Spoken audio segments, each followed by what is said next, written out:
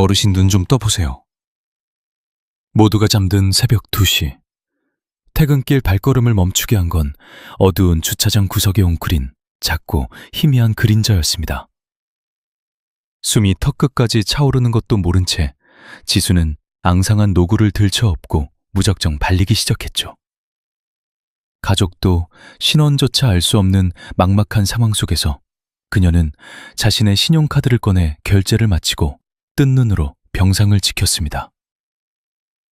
창밖으로 푸르스름한 아침 해가 스며들 때쯤 미동도 없던 어르신의 두 눈이 천천히 열렸습니다. 살려줘서 참 고마워요. 그리고 며칠 후 열린 양가 상견례 장소. 그곳에 앉아있던 예비 시어머니는 다름 아닌 그날 밤의 할머니였습니다. 어머니, 대체 이게 무슨... 엇갈렸던 운명의 실타래가 기적처럼 다시 얽히는 순간이었죠. 사연을 들려드리기 전 구독과 좋아요 부탁드리며 지금 머무시는 곳을 댓글로 남겨주시면 그 장소로 따뜻한 행운을 보내드리겠습니다. 이 기묘하고도 먹먹한 인해는 매서운 바람이 불던 서울 변두리의 대형 종합병원 응급실에서 막을 올립니다. 시계가 새벽 2시를 가리킬 무렵 박지수 간호사는 텅 빈 복도 구석 세면대에서 거칠어진 두 손을 눅눅히 씻어내고 있었습니다. 28살 3년차의 고단한 잠. 12시간에 걸친 끔찍한 야간 근무가 겨우 끝을 향해 가던 참이었습니다. 패인 상처 위로 독한 소독액이 스며들어 쓰라렸지만 그녀의 표정에는 작은 미동조차 없었습니다. 고통에 무감각해진 지는 한참 지났으니까요. 문 너머의 진료구역은 여전히 삶과 죽음이 교차하며 북새통을 이루고 있었죠. 다급한 이동침대 바퀴 소리와 누군가의 처절한 오열이 허공을 갈랐습니다. 물기를 대충 훔쳐낸 그녀는 무거운 발걸음을 탈의실로 돌렸습니다. 바로 그 순간 어두컴컴한 복도 반대편에서 섬뜩하리만치 미세한 바스락거림이 귓가를 스쳤습니다. 반사적으로 시선을 돌린 곳, 병실로 향하는 통로 맨 끝, 창백한 조명 아래 정체 모를 인형이 우뚝 서 있었습니다. 60남짓 되어 보이는 몹시 쇠약한 체구의 중년 부인이었죠. 한겨울에 홑겹 한자복만 걸친 채 신발조차 신지 않은 상태였습니다. 얼음장 같은 타일리를 맨발로 딛고선 그녀는 허공을 헤매듯 주변을 살피고 있었습니다. 그 참백한 얼굴을 확인한 지수의 머릿속에 번뜩 스쳐 지나가는 정보가 있었습니다. 3층 내과 구역의 두 번째 침상. 기억을 점점 잃어가는 병으로 입원한 지 보름이 다 되어가는 분이었습니다. 면회객이라곤 외동딸이 전부였던 쓸쓸한 환자. 조심스레 다가가자 부인은 마치 오래전부터 기다렸다는 듯 해맑은 미소를 지어 보였습니다. 우리 아기 이제 수업 마친 거야? 밥은 챙겨 먹었고? 엉뚱한 물음에 그녀는 다정하게 장단을 맞췄습니다. 그럼요, 방금 하교했어요. 그런데 엄마, 지금 바깥이 얼마나 어두운지 아세요? 그 말에 노인은 아이처럼 고개를 갸웃거렸습니다. 글쎄다, 해가 뉘엿뉘엿 지는 모양이지.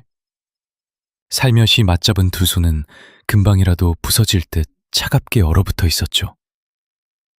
거친 바닥을 기약 없이 헤맨 탓에 맨발은 이미 핏빛으로 붉게 달아오른 상태였습니다.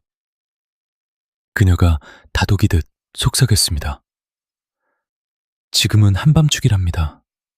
뼈가 시리게 추우셨죠?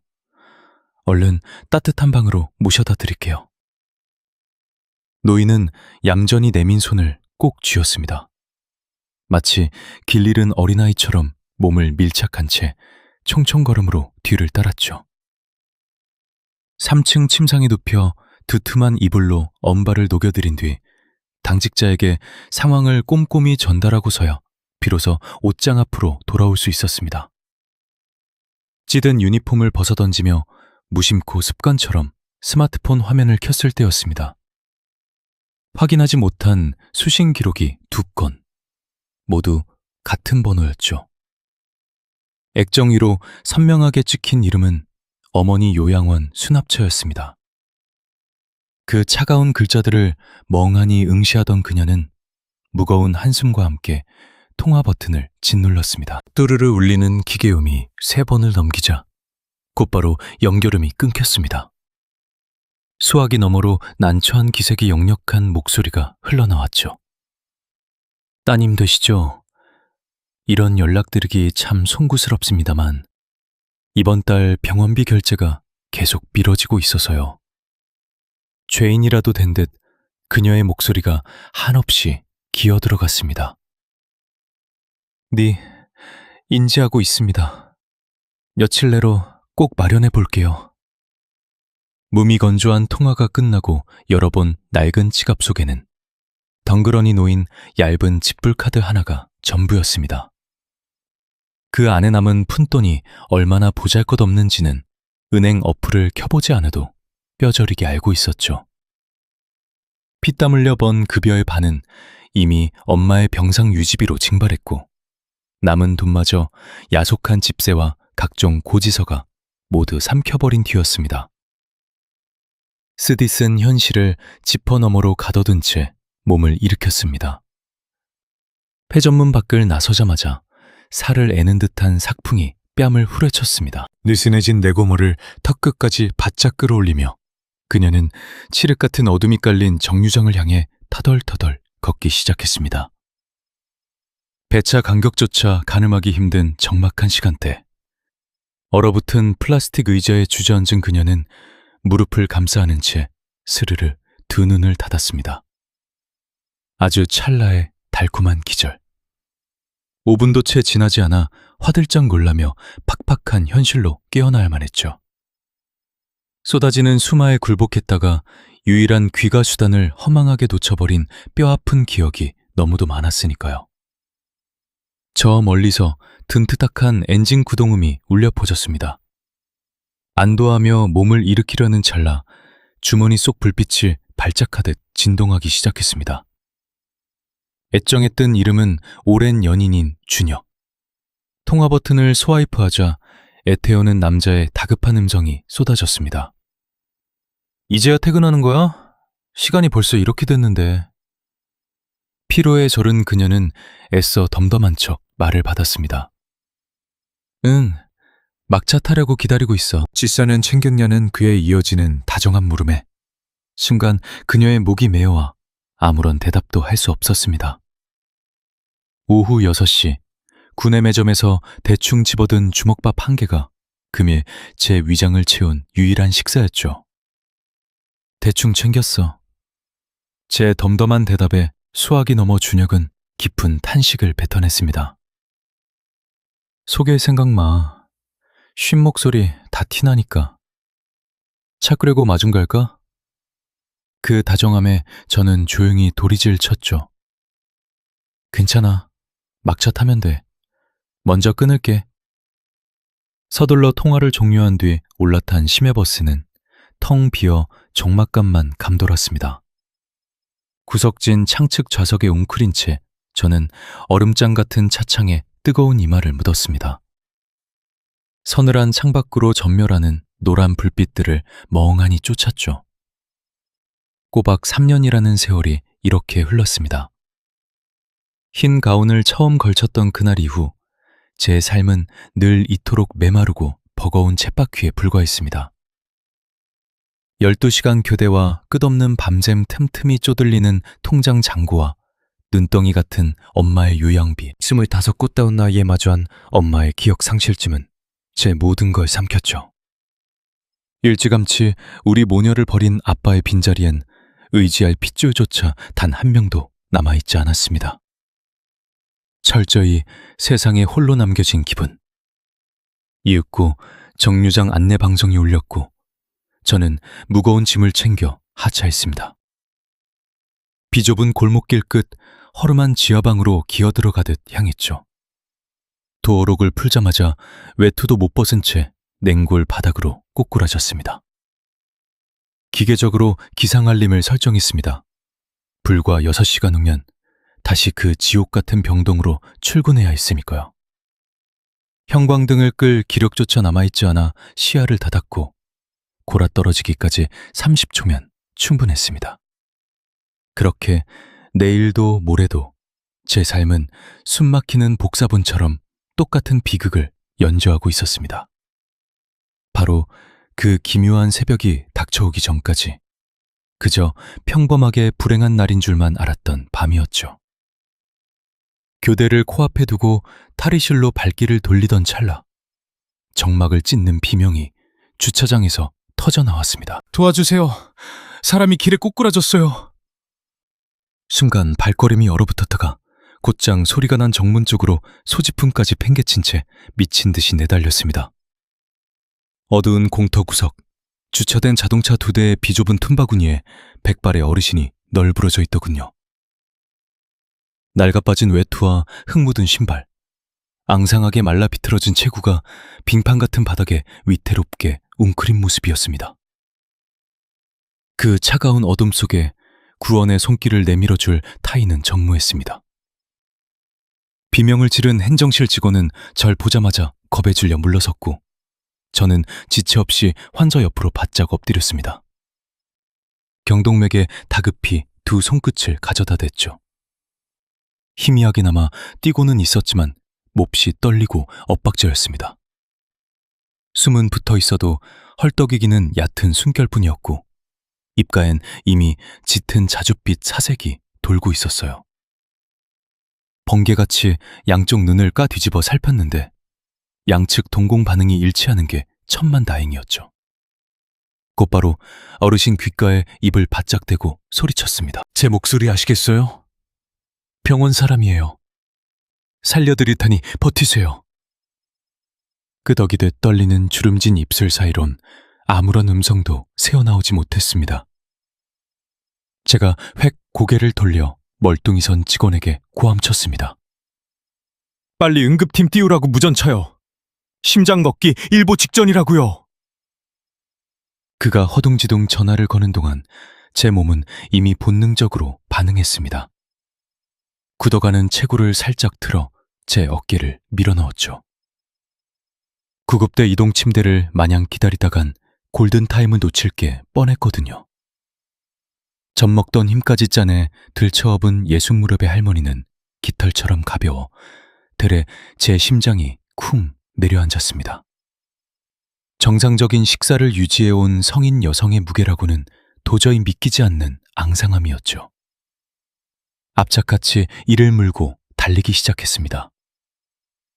야외 공터에서 처치실까지의 동선은 꽤나 멀고도 아득했어요. 목구멍까지 피비린내가 치솟으며 숨이 막혀왔지만 단 한순간도 달리는 속도를 늦추지 않았습니다. 유리문이 열리자마자 대기 중이던 선배가 뛰쳐나왔죠. 너 웬일이니? 헐떡이는 숨을 삼키며 제가 다급히 보고했습니다. 밖에서 쓰러지셨어요. 부정맥에 저혈압, 피부 변색까지 왔으니 당장 베드 잡아요. 순식간에 베드가 깔리고 환자가 눕혀지자 당직의가 파고들며 숨가쁜 소생술이 전개되었습니다. 저는 핏물이 밴 침상 곁에 서서 어르신이 꽉 쥐고 있던 물건들을 찬찬히 뒤져보았습니다. 해진 보따리 속엔 때 묻은 헝겊 조각 100원짜리 몇 개, 그리고 글귀 하나 없는 텅 빈 미니노트가 전부였어요. 신분을 증명할 카드도 가족 번호도 전무했죠.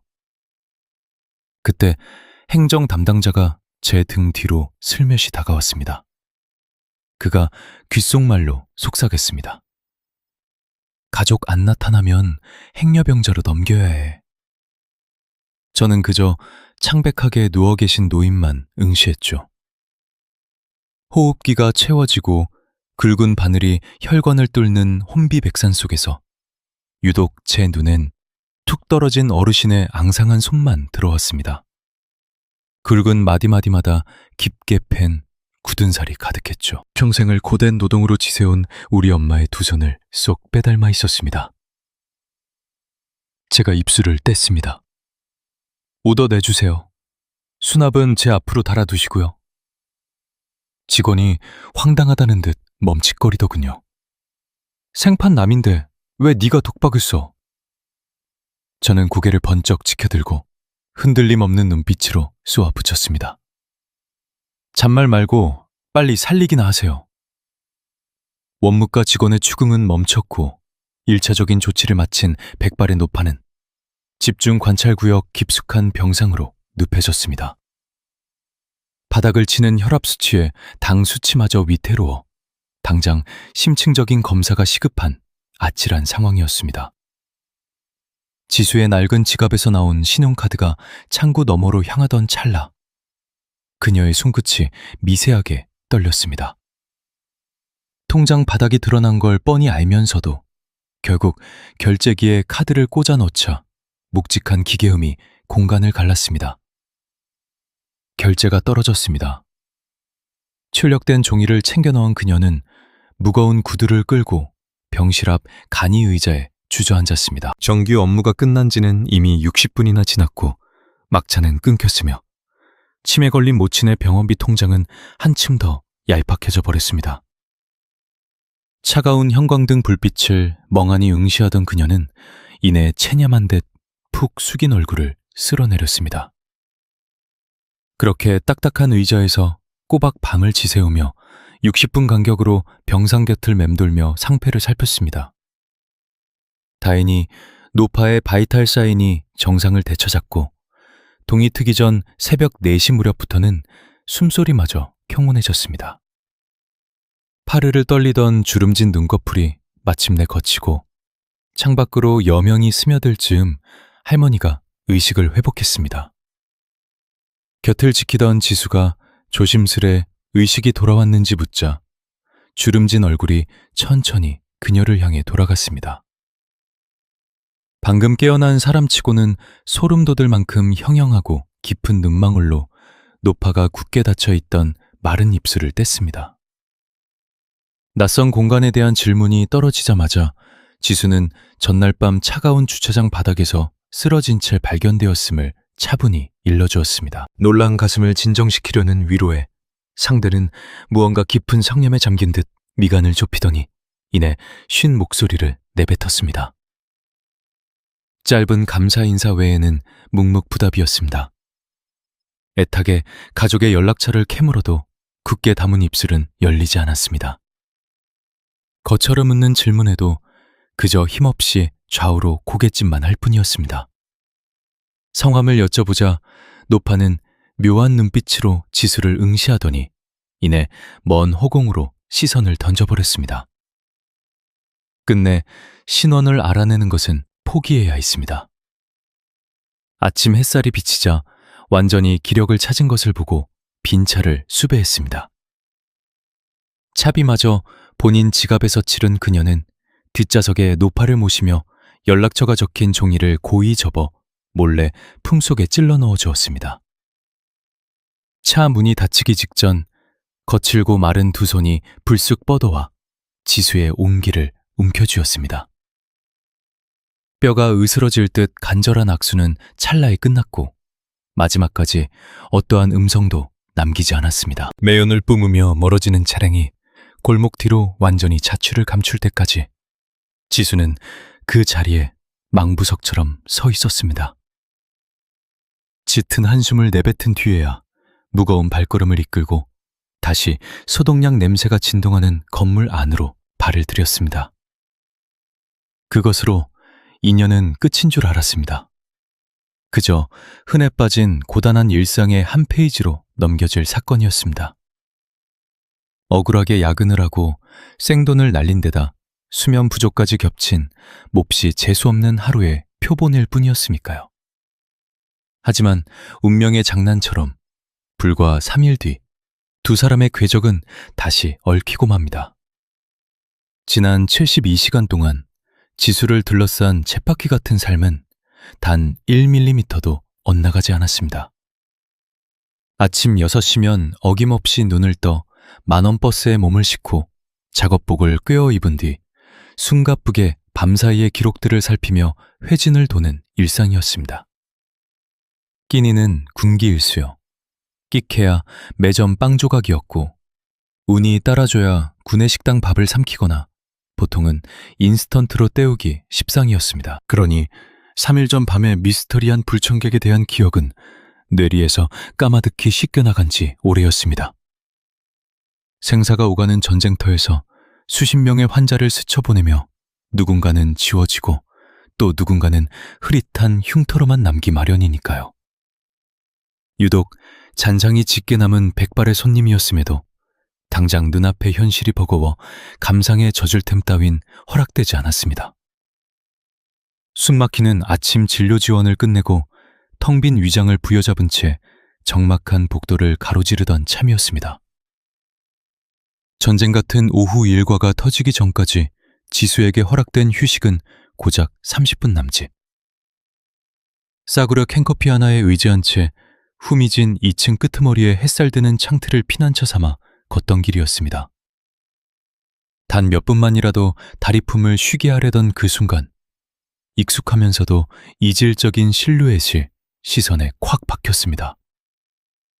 텅 빈 통로 한복판, 바람 불면 쓰러질 듯 가녀린 체구의 노파가 덩그러니 놓여 있었습니다. 해진 겉옷에 다다른 신발을 끌며 길 잃은 아이처럼 헤매는 눈동자에는 지독한 두려움이 서려 있었습니다. 심정이 철렁 내려앉으며 발이 묶였습니다. 3일 전 차가운 시멘트 바닥에서 죽어가던 잊을 수 없는 그 주름진 얼굴이 분명했습니다. 사력을 다해 둘러엎고 뛰었던 뜬 눈으로 수액 방울을 세워주었던, 끝내 빈 차에 실어 홀로 돌려보냈던 바로 그 기구한 인연이었습니다. 홀린 듯 다가간 그녀가 다급히 "어르신, 혹시 제 얼굴 알아보시겠어요?" 라며 떨리는 목소리를 건넸습니다. 며칠 전 그 야밤에 배웠던 사람입니다. 라고 덧붙이자 허공을 떠돌던 노파의 흐릿한 동공에 거센 파동이 일었습니다. 이내 깊은 침묵 속에서 느릿한 긍정의 턱짓이 돌아왔고 지수는 도대체 여긴 어쩐 일이시냐며 황급히 되물었습니다. 대체 집은 어디시기에 또 오셨냐는 다그침에 노파는 진료를 보러 찾아왔다며 힘겹게 입술을 뗐습니다. 수속 감는 곳을 몰라 헛걸음질 치고 있었다는 말에 주위를 둘러보니 그들이 서 있는 2층 통로의 막다른 곳은 다름 아닌 심혈관 내과 진료실 앞이었습니다. 수납처는 저쪽이 아니에요. 지수는 묘한 기시감을 느끼며 노인을 이끌었다. 제가 직접 모실게요. 이쪽입니다. 침묵 속에서 그림자처럼 다가온 그의 걸음걸이를 지수는 본능적으로 관찰하고 있었다. 사경을 헤매던 며칠 전과 달리 핏기 잃었던 입술엔 온기가 돌았고 디디는 발끝에도 제법 힘이 실려 있었다. 그날 고비 넘기시고 기력은 좀 회복되셨나요? 그녀가 가만히 안부를 건넸다. 살만합니다. 짧은 한마디 끝으로 굳게 닫힌 입술은 수납처에 다다를 때까지 열리지 않았다. 대기표를 쥐어주며 빈자리를 찾아들이자 깊게 패인 주름 사이로 그가 지수를 빤히 응시했다. 신세졌습니다. 그 투박한 인사에 그녀는 옅은 미소로 고개를 저었다. 제 소임인걸요. 필요한 게 생기시면 언제든 스테이션으로 오세요. 발길을 돌리려는 찰나 등 뒤에서 낮게 갈라진 음성이 들려왔다. 저기, 간호사 양반. 걸음을 멈추고 뒤돌아선 그녀를 향해 그가 알 수 없는 깊은 눈으로 입을 뗐다. 그날 밤 아가씨가 참 고생 많았지. 전혀 예상치 못한 그 말에 그녀는 순간 숨이 멎은 듯 아무 대답도 하지 못했다. 병원비를 걱정하는 건지 밤새워 곁을 지킨 걸 알아챈 건지 그 숨은 뜻을 도무지 가늠하기 어려웠다. 이내 정신을 차린 그녀가 빙긋 웃어 보였다. 아니에요. 제가 마땅히 감당해야 할 몫이었으니까요. 묵묵히 고개만 끄덕인 그는 다시 침묵 속으로 침잠한 채 창밖 먼 곳으로 시선을 던지고 있었다. 묘한 여운을 뒤로하고 병동으로 돌아가며 그녀는 자꾸만 뒤를 돌아보게 되었다. 빛바랜 낡은 외투를 걸쳤음에도 올곧게 뻗은 척추에서는 왠지 모를 기품마저 배어나는 듯했다. 무릎에 정갈하게 두 손을 모은 채 미동조차 없는 그 모습은 풍파 앞에서도 결코 무너지지 않을 바위 같았다. 상념을 떨쳐내며 걸음을 재촉했다. 쉴 틈 없이 밀려드는 오후의 일과 속에서 그 기묘한 주호는 금세 흐릿해져갔다. 언제나처럼 삶과 죽음이 교차하는 응급실은 숨막히는 전쟁터였다. 오후 2시 피투성이가 된 중증 외상 환자를 시작으로 해질녘엔 불덩이 같은 아이들이 셋이나 몰려와 발바닥에 불이 나도록 뛰어다녀야만 했다. 밤 10시를 훌쩍 넘겨서야 끝난 하루. 파김치가 되어 탈의실을 나서는데 동료가 무언가를 쑥 내밀었다. 아까 낮에 원무과 쪽에서 너 꼭 전해주라더라. 꼬깃꼬깃하게 반으로 접힌 작은 종이 조각이었다. 의아해하며 종이를 펼친 순간 투박한 펜촉으로 꾹꾹 눌러 쓴 짧은 문장 하나가 시야에 들어왔다. 은혜 잊지 않겠습니다. 그리고 그 밑에 적힌 최순님이라는 석자. 끝끝내 신원을 감췄던 바로 그 할머니의 흔적이었다. 더 이상의 긴 설명은 존재하지 않았다. 번호도 사는 곳도 없이 남겨진 묵직한 이름 석자를 그녀는 멍하니 내려다보았다. 정갈한 필체였다. 세월의 풍파를 견뎌낸 노인의 것이라 믿기 힘들 만큼 한 획마다 강직한 힘이 고스란히 담겨 있었다. 최수님. 입안에서 조용히 그 이름을 굴려보던 그녀는 부적이라도 되는 양 쪽지를 가방 깊숙이 소중히 챙겨 넣었다.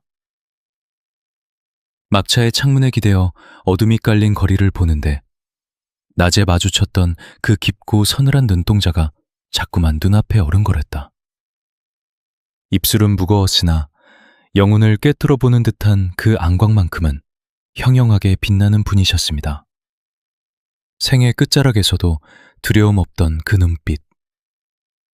그날 밤 참 고생 많았지.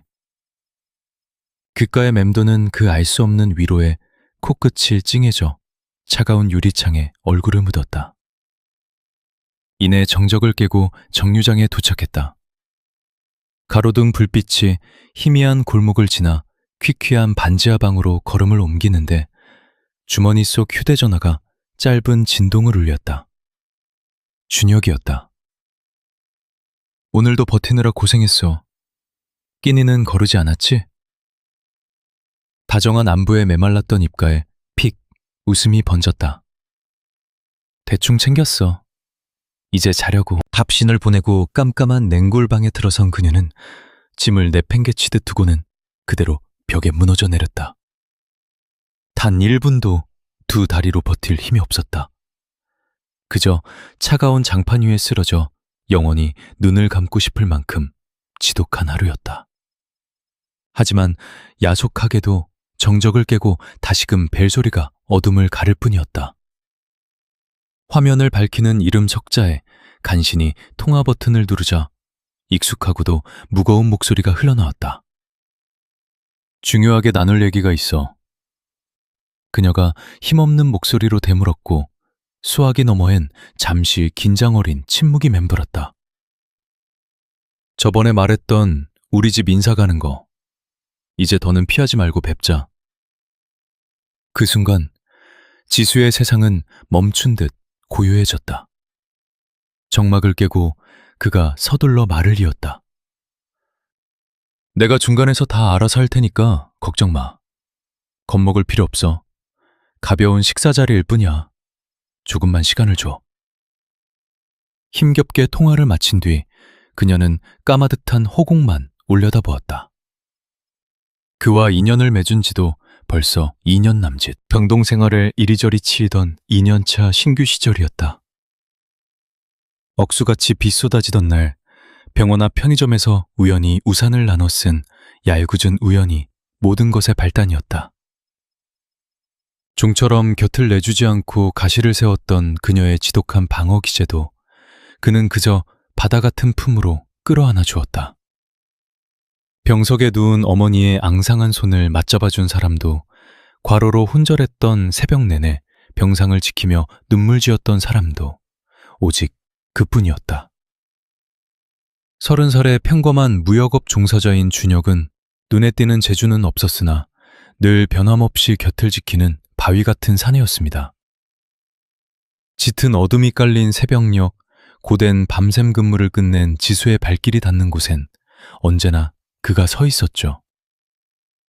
노모의 병원비로 벼랑 끝에 몰린 날이면 그는 아무 말 없이 잔고를 채워놓고 시치미를 뚝 떼곤 했습니다.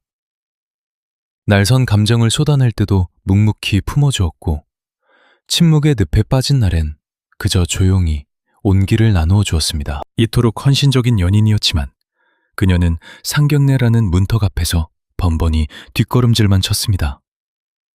핑계는 될 것도 없이 명백했죠. 그가 품은 집안의 진짜 주인이 얼마나 차가운 인물인지 뼛속까지 느끼고 있었으니까요. 스펙과 출신 성분을 잣대로 사람을 재단하는 병원 재단 이사장.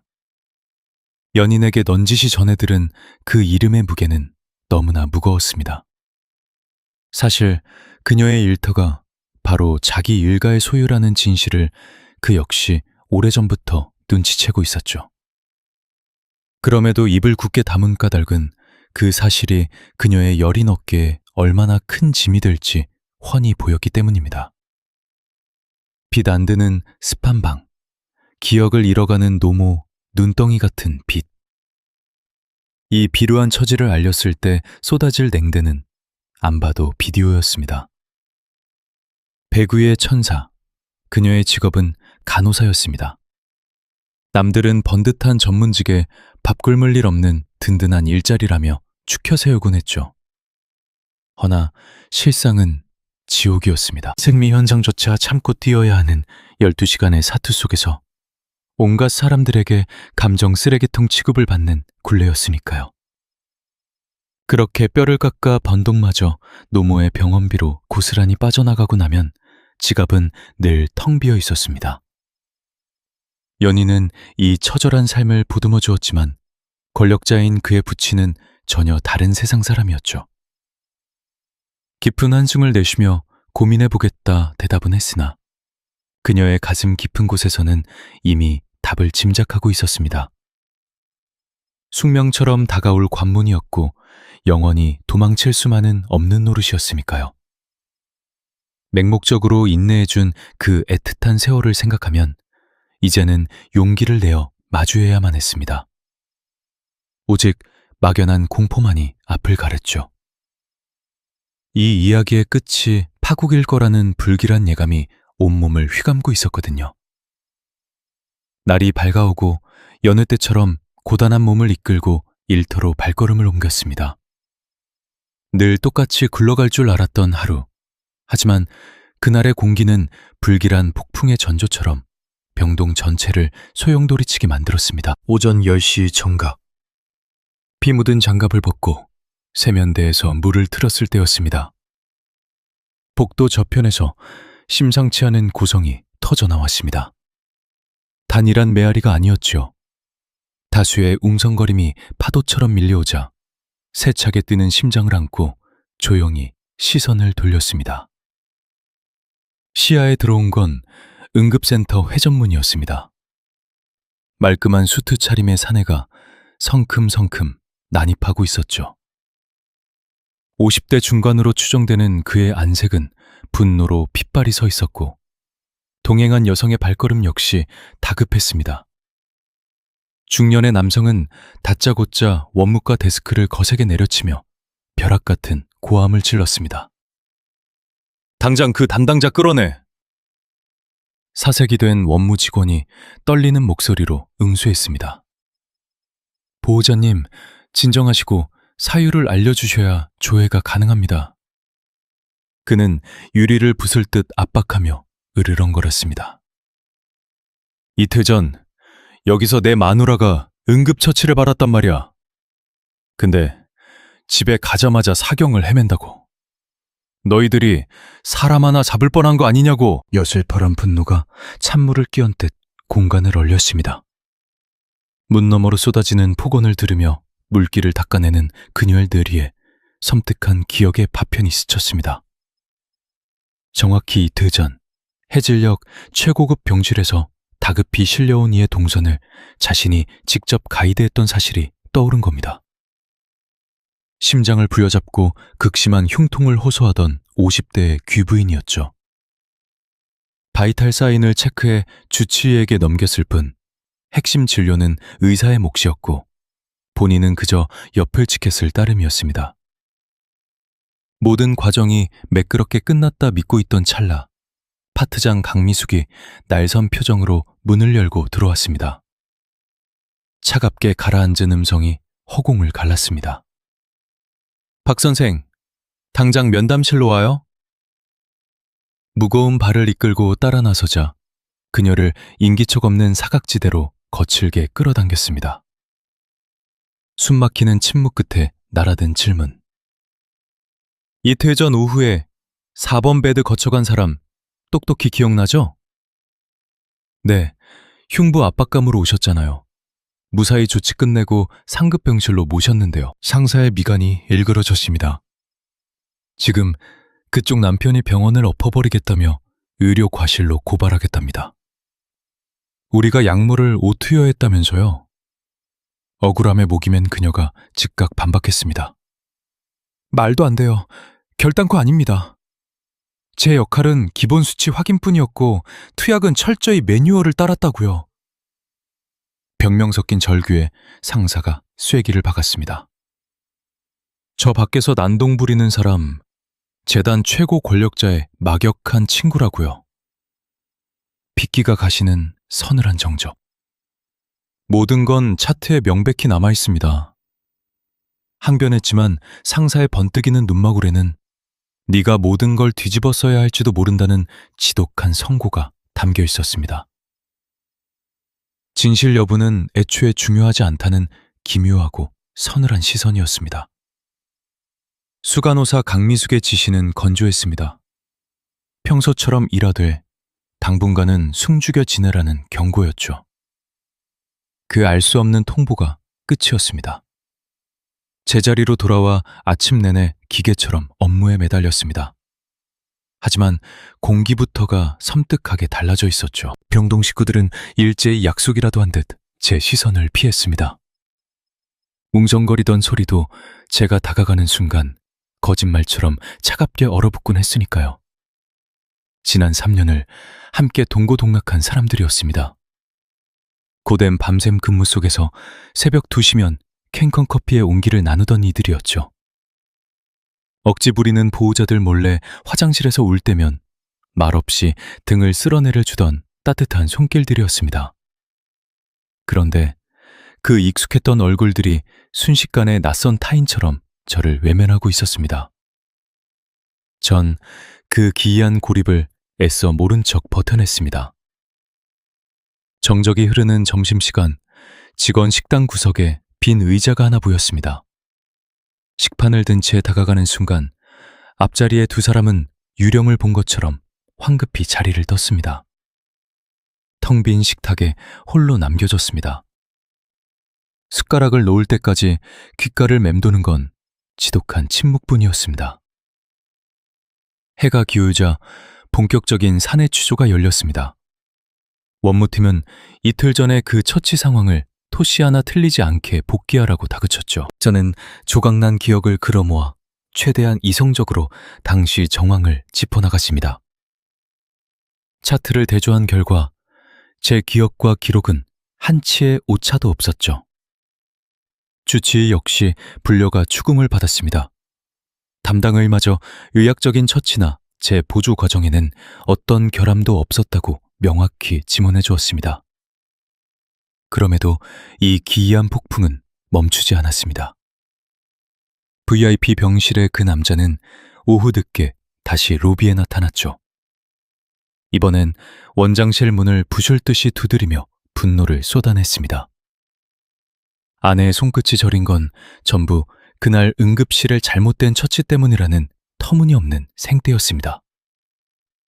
언론에 뿌리겠다느니 고소장을 쓰겠다느니 협박하는 그를 윗선들은 굽신거리며 안으로 모셨습니다. 차가운 복도에 서서 그 총극을 지켜보며 저는 씁쓸함을 삼켜야만 했습니다. 심장 검사 후 흔히 나타나는 일시적 후유증일 뿐, 제 처치와는 아무 상관이 없다는 진실은 차트에 이미 적혀 있었으니까요. 하지만 그 누구도 제게 진실을 묻지 않았습니다. 변명할 단 1분의 시간조차 주어지지 않았죠. 이미 죄인으로 낙인 찍힌 제게 허락된 목소리는 없었습니다. 어둠이 내리고 수간호사가 다시 저를 불렀을 때까지도요. 차트 다 확인하셨으면서 대체 제게 무슨 죄를 묻고 싶으신 건지 따져 물었습니다. 긴 침묵이 흘렀습니다. 이윽고 그녀의 입에서 나온 말은 잔인할 만큼 현실적이었죠. 윗선들은 이 소동이 그저 흔적 없이 덮이길 간절히 바라고 있다는 겁니다. 무슨 뜻이 나고 되묻는 제게 그녀는 체념한 눈빛으로 숨겨진 진실을 토해냈습니다. 그 남자가 재단 이사장에게 직접 줄을 대어 압박을 넣었고 병원은 그저 조용한 무마를 택했다는 사실을요. 제 손으로 사표를 내면 위로금이나마 넉넉히 챙겨주겠다는 그 말에 쥐고 있던 펜이 바닥으로 굴러떨어졌습니다. 억울함에 숨이 탁 막혀 간신히 한마디를 쥐어짜냈습니다. 전 아무런 잘못도 하지 않았다고 항변했지만 상대가 누군지 알지 않냐는 차가운 대답만이 돌아올 뿐이었죠. 이상 어떤 말도 나오지 않았습니다. 수간호사는 쫓기듯 그 자리를 피했습니다. 텅 빈 복도에 홀로 버려진 느낌이었습니다. 제 곁으로는 생명을 살리려는 다급한 발소리들만 무심히 스쳐 지나갔죠. 이동형 침대가 달리고 의사들이 소리쳤지만 이 거대한 기계 속에서 저는 이미 투명 인간이었습니다. 그리고 밤이 깊어서야 울린 연인의 전화 한 통. 준혁 오빠의 목소리는 평소와 다르게 살얼음판을 걷듯 위태로웠습니다.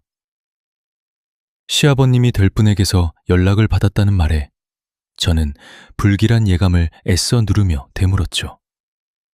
어르신은 이미 제 모든 상황을 꿰뚫고 계셨던 겁니다. 서울 하늘 아래 그 좁은 바닥에서 제 불명예스러운 헛소문은 이미 꼬리를 물고 퍼져나갔다더군요. 저는 끝내 입술을 깨물었습니다.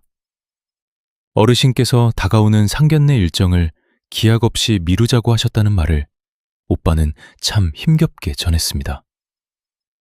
상황이 진정되면 다시 보자는 핑계였지만 저는 직감할 수 있었습니다. 그것이 영원한 이별 통보라는 것을 알겠다는 짧은 대답이 제 마지막 자존심이었습니다. 무너진 마음을 안고 탄 퇴근길 밤버스 안. 휴대폰 화면을 하염없이 노려보다 이내 주머니에 처박았습니다. 차창 밖으로는 흐릿한 가로등 불빛만이 제 눈물처럼 번져갔죠. 어두운 방바닥에 주저앉았습니다. 지난 상년 단 하루의 온전한 휴일조차 없이 제 모든 젊음을 갈아 넣은 시간이었습니다. 병든 엄마의 수술비를 감당하려 타인의 생명을 지키는 일에 제 영혼까지 바쳐 버텨낸 눈물의 3년이었죠. 하지만 이 거대한 운명의 수레바퀴는 상처투성이가 된 저를 한낱 소모품처럼 길거리에 내동댕이 치고 있었습니다. 영문도 모른 채 내려진 납득 불가한 통보에 지수는 창백해진 낯빛을 두 손바닥 깊숙이 파묻고 말았습니다. 차오르는 오열을 삼키며 가장 먼저 떠오른 건 가혹한 운명처럼 짓누르는 노모의 병원비였습니다. 짐을 싸면 당장 그 돈은 어찌할까요? 쥐꼬리만한 퇴직금으론 석 달을 버티기도 벅찬데다 꼬리표처럼 붙을 의료 과실 낙인 탓에 새 직장을 구할 수나 있을지 막막하기만 했죠. 그녀는 텅 빈 허공을 응시하며 끊임없이 계산기를 두드려 보았습니다. 모친의 병동비부터 매달 나가는 방값과 약값, 각종 고지서 액수들이 핑핑 맴돌았으나 결국 늘 마이너스라는 창담한 결론뿐이었죠. 숨통 트일 구석 하나 없는 현실에 뜬 눈으로 밤을 지새우다 시계바늘이 새벽 2시를 가리킬 즈음에야 까무룩 선잠에 빠져들었습니다. 이튿날 동이 트고 무거운 발걸음으로 병동에 들어서기가 무섭게 선임 강미숙이 급히 다가왔습니다. 싸늘하게 굳은 표정의 그녀 입에서 청천벽력 같은 소리가 흘러나왔죠. 문책 심의가 열린다는 거였습니다. 이틀 뒤라는 통보에 심장이 쿵하고 바닥까지 떨어지는 듯했습니다. 도대체 뭐 때문이냐고 묻는 그녀에게 돌아온 대답은 기가 막혔습니다. 병동 내 보호 의무 태만, 윗선은 이미 그렇게 보고가 끝났다는 거였죠. 보호 의무 태만이라니. 그녀는 멍하니 서서 그 끔찍한 8글자만 넋나간 사람처럼 중얼거렸습니다. 숨이 멎어가던 어르신을 업고 뛰어 사비로 수납까지 마친 뒤 꼬박 밤을 지새웠던 지난날의 헌신이 한순간에 씻을 수 없는 오명으로 되돌아온 순간이었습니다. 억울함에 말문이 막혀 단 한마디의 한변조차 내뱉을 수 없었죠. 선임이 떠난 빈자리에서 한참을 우두커니 멈춰있던 그녀는 이내 깊은 숨을 몰아쉬며 흐트러진 옷깃을 단정히 여미곤 다시 현장으로 향했습니다. 주저앉아 울 여유 따위는 허락되지 않았습니다. 총각을 다투는 생명들이 아직 병상을 가득 채우고 있었으니까요. 마침내 심판의 날이 밝았습니다. 평소보다 1시간 먼저 눈을 뜬 그녀는 대충 물기를 닦아낸 뒤 수저를 들여다 이내 상을 밀어버렸습니다. 모래알을 씹는 듯해 냉수만 벌컥벌컥 들이킨 뒤 빳빳하게 다려진 근무복만 조용히 챙겨 나섰습니다. 오전 10시로 예정된 심의 이전에 아침 회진을 끝마쳐야만 했죠. 덜컹거리는 차창 너머로 시선을 던진 그녀의 눈동자는 공허했습니다. 잔뜩 찌푸린 먹구름이 낀 하늘은 마치 그녀의 타들어가는 속내를 비추는 듯 어둑어둑했습니다. 로비에 닿아 탈의 공간에서 옷을 껴입던 찰나 우연히 들어선 동료와 어색하게 시선이 얽히고 말았습니다. 웅칫 놀란 기색을 띠던 상대가 입을 꾹 다문 채 멀어지자 그녀 역시 서둘러 옷매무새를 가다듬고 밖으로 발걸음을 옮겼습니다. 환자들을 살피는 내내 그녀의 몸짓에는 한치의 흐트러짐이나 동요조차 묻어나지 않았습니다. 차트를 꼼꼼히 살피며 응급조치를 이어가는 동안 바늘을 쥔 손끝은 무서울 정도로 차분했습니다. 덤덤하게 건네는 안부 인사조차 고요했죠. 모진 비바람 속에서도 결코 내색 한 번 하지 않는 단단한 바위 같은 여자가 바로 그녀였습니다. 시계바늘이 정각 10시를 가리켰고 무거운 발걸음은 본동 4층의 심판대를 향하고 있었습니다. 승강기 문이 열리고 4층 복도로 나서자 문 앞을 굳건히 지키고선 총묵과 관계자가 눈에 들어왔습니다. 그를 따라 묵직한 문을 밀고 들어가니 커다란 테이블 너머로 5명의 심사관이 진을 치고 앉아 있었습니다. 운영 권한을 쥔 고위 임원진부터 진료 및 간호 총괄 책임자, 그리고 외부 심사위원 2명까지 자리를 채우고 있었습니다. 유일하게 사정을 아는 선임의 모습은 보이지 않았고 그녀는 차갑게 덩그러니 놓인 의자에 몸을 뒤었습니다.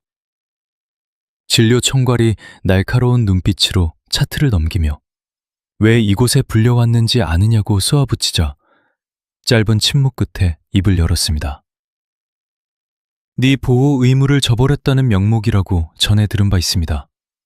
허나 맹세 후 이틀 전 상황에서 매뉴얼을 어긴 적은 단 한순간도 없었으며 진료 차트가 그 모든 진실을 증명하고 있습니다.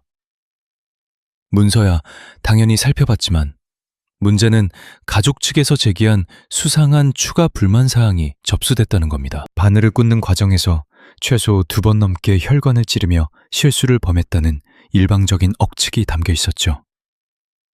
도무지 납득할 수 없는 모함에 그녀는 결단코 그런 일은 없었다며 선을 그었습니다. 라인은 단 한 번의 시도만으로 완벽히 연결되었고 로그에도 명확히 남겨져 있다고 반박하려던 찰나 임원이 말을 자르고 들어왔습니다. 당신을 덮어놓고 죄인 취급하자는 게 아니라 클레임이 들어온 이상 조직 차원에서는 정해진 형식적 수순을 밟을 수밖에 없다는 변명이었죠. 그 위선적인 포장을 듣는 순간 그녀의 머릿속에 번뜩하며 차가운 진실 하나가 스쳤습니다. 허울 좋은 그 명분귀에 숨겨진 진짜 의도가 무엇인지 너무도 뼈저리게 깨달은 것입니다. 결국 진실과 무관하게 이미 자신을 제물로 바치기로 각본이 짜여 있었다는 씁쓸한 현실을요. 1년의 사태를 빌미로 당분간 업무에서 배제된 채 심층 감사를 받으라는 통보가 메아리처럼 울려 퍼졌습니다. 업무 배제라니 대체 언제까지 이 암흑 속에 있어야 하느냐는 물음에 서늘한 답변이 돌아왔습니다. 우선 2주일이며 상황에 따라 무기한 길어질 수도 있다는 선고 앞에 그녀는 그저 실소처럼 고개를 주걱거릴 뿐이었습니다. 짜인 운명처럼 벌어진 이 지독한 연극판에서 더는 내뱉을 한 변조차 남아있지 않았으니까요. 변명조차 삼킨 건 침묵이 답이라서가 아니었다. 이 숨막히는 공간에선 어떤 발버둥도 결말을 바꿀 수 없음을 직감했기에 지수는 천천히 의자를 밀어냈다. 무거운 공기를 뚫고 회의실 문을 나서자 복도 끝에서 묘한 그림자가 어른거렸다. 강미숙이었다. 찰나의 순간 두 사람의 시선이 허공에서 얽혔다.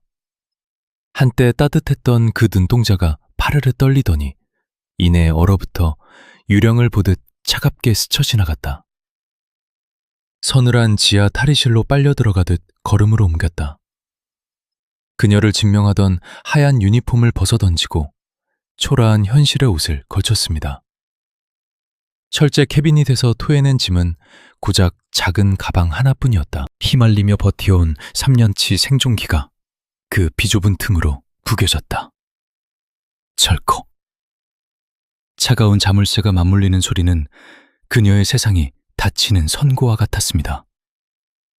도망치듯 빠져나가려는 찰나 누군가 문을 막아섰다.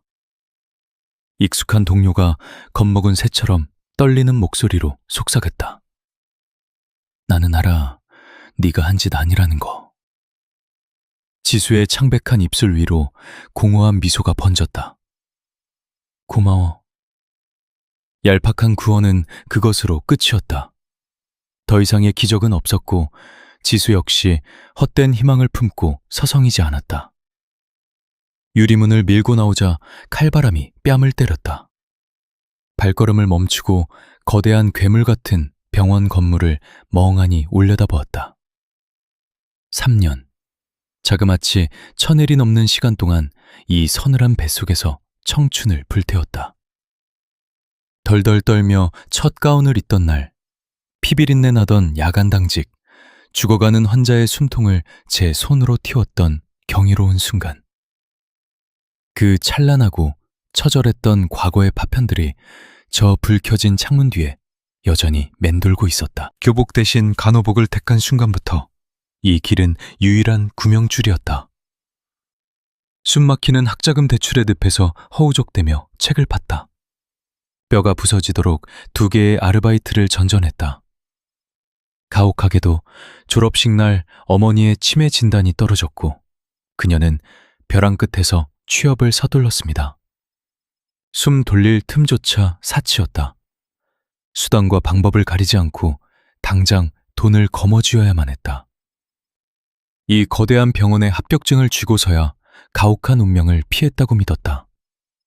그러나 지금 그 안식처가 그녀를 길거리로 내동댕이 치고 있었다. 목도리 위로 턱을 깊게 묶고 콘크리트 바닥으로 시선을 떨군 채 하염없이 걸었다. 죽은 듯 고요한 거리, 날카로운 진동 소리가 정적을 찢었다. 발신자 제한번호, 불길한 징조였다. 망설임 끝에 수화기를 들자 날선 목소리가 고막을 파고들었다. 박지수 간호사님 되십니까? 온라인 매체 기자입니다. 이번 치명적인 의료사고의 중심에 계신데 본인 입장 한 말씀 부탁드립니다. 더 들을 것도 없이 종료 버튼을 짓눌렀다. 얼어붙은 벤치에 주저앉아 떨리는 손으로 검색창을 띄웠습니다. 세 글자. 이름을 치자마자 끔찍한 사형 선고 같은 기사들이 폭포수처럼 쏟아져 내렸다. 눈을 찌를 듯한 자극적인 헤드라인. 대형 병원 응급실 간호사 치명적 의료사고 논란. 그 아래 활자의 지옥은 차마 들여다보지 못했다. 시야가 일그러졌다. 저주받은 기계를 가방 깊숙이 차박아 버리고는 짙은 어둠 속으로 도피했다. 굉음을 내며 거대한 버스가 멈춰섰다. 무거운 몸을 이끌고 올라탄 그녀는 구석에 틀어박혀 세상을 향한 눈을 감았습니다.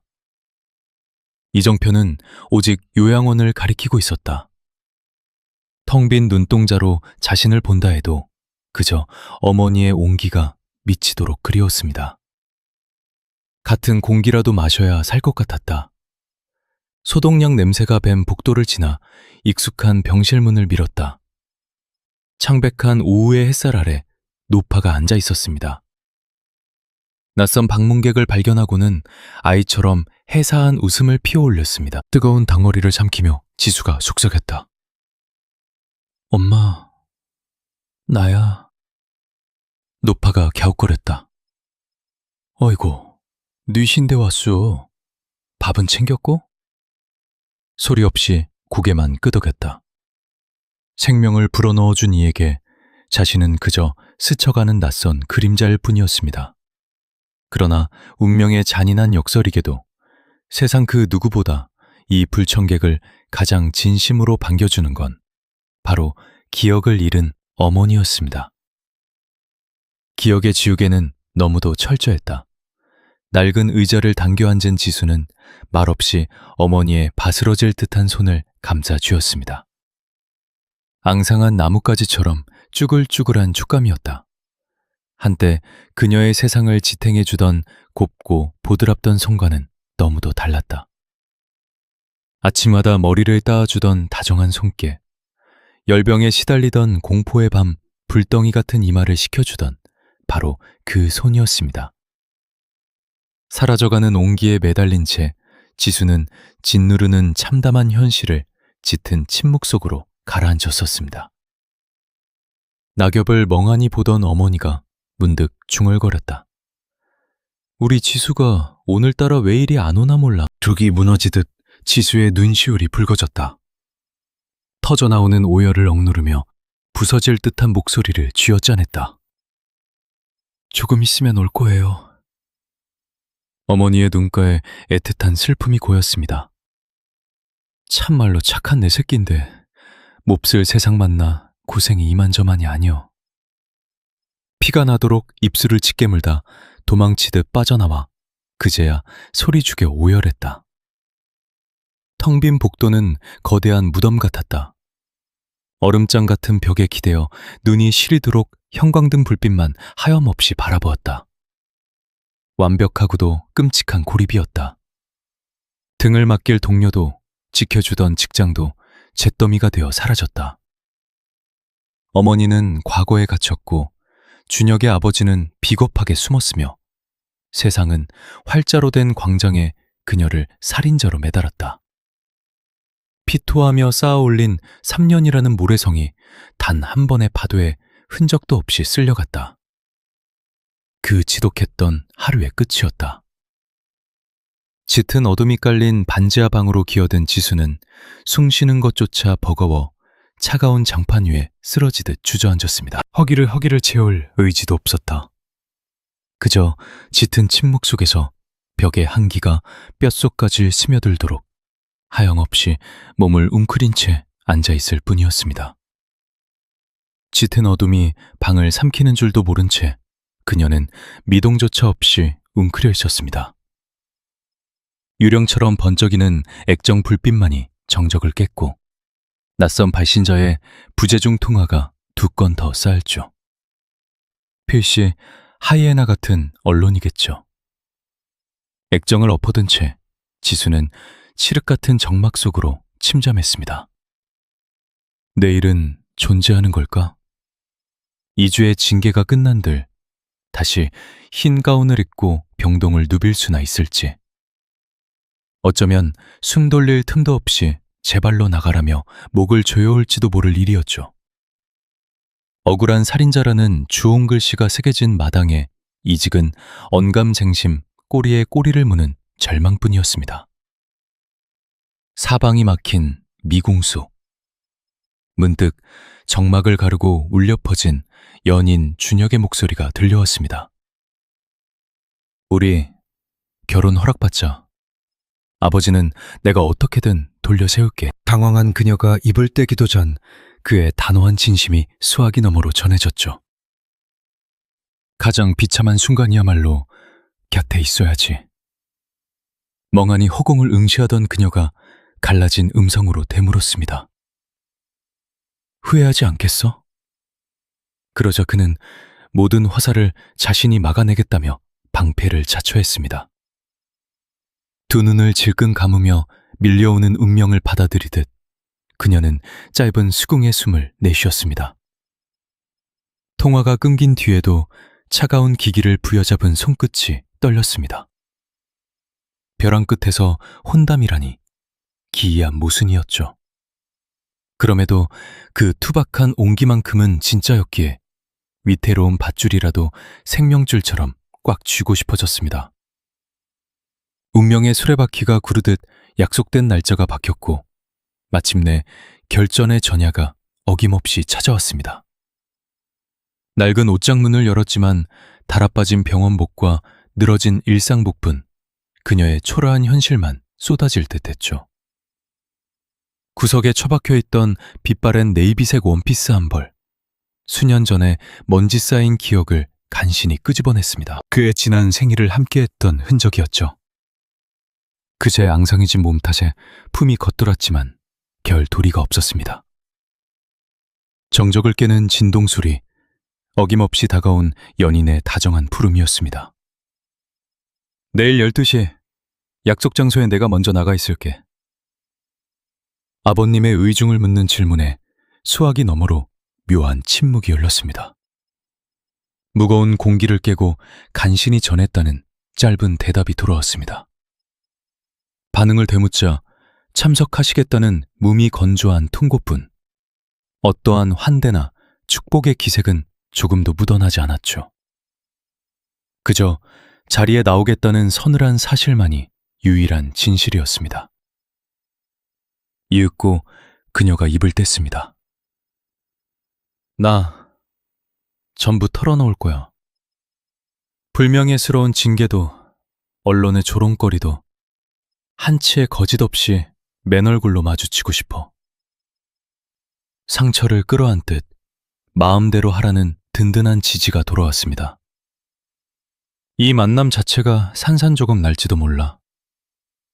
파혼의 공포 앞에서도 남자는 기필코 막아내겠다 다짐했죠. 네가 어떤 지옥에 빠져있든 내 사랑은 변함없다는 걸 세상 앞에 증명할 거니까.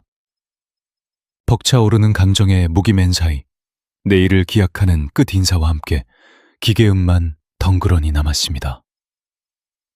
초라한 전투복 같은 드레스를 문고리에 걸어두며 동이 트면 구겨진 주름부터 펴내야겠다고 생각했습니다. 차가운 이불 속으로 파고들었지만 각성한 내는 깊은 밤을 뜬 눈으로 지새우게 했죠. 얼룩진 천장 위로 다가올 폭풍 같은 내일의 풍경들이 주마등처럼 스쳐 지나갔습니다. 철저한 계급주의자인 병원장 최병철. 3년을 같은 지붕 아래서 혹사당했음에도 그림자조차 본 적 없는 절대 권력자. 죄인으로 낙인 찍힌 신분 정신을 놓은 모친. 곰팡이 핀 지하방. 그녀가 쥔 운명의 패는 얄궂게도 그것뿐이었습니다. 너덜너덜해진 그 패를 기꺼이 세상에 까발리기로 다짐하며 조용히 시야를 거두었습니다. 상상할 수 있는 가장 잔인한 결말을 미리 삼켜보았죠. 모욕을 쏟아내며 자리를 박차고 나간데도 상관없었습니다. 허울뿐인 거짓으로 모래성을 쌓는 것보단 나을 테니까요. 화려한 포장지로 흉터를 가리기보단 굶은 상처마저 담담히 드러내는 것. 그것이 그녀가 살아온 단단한 방식이었습니다.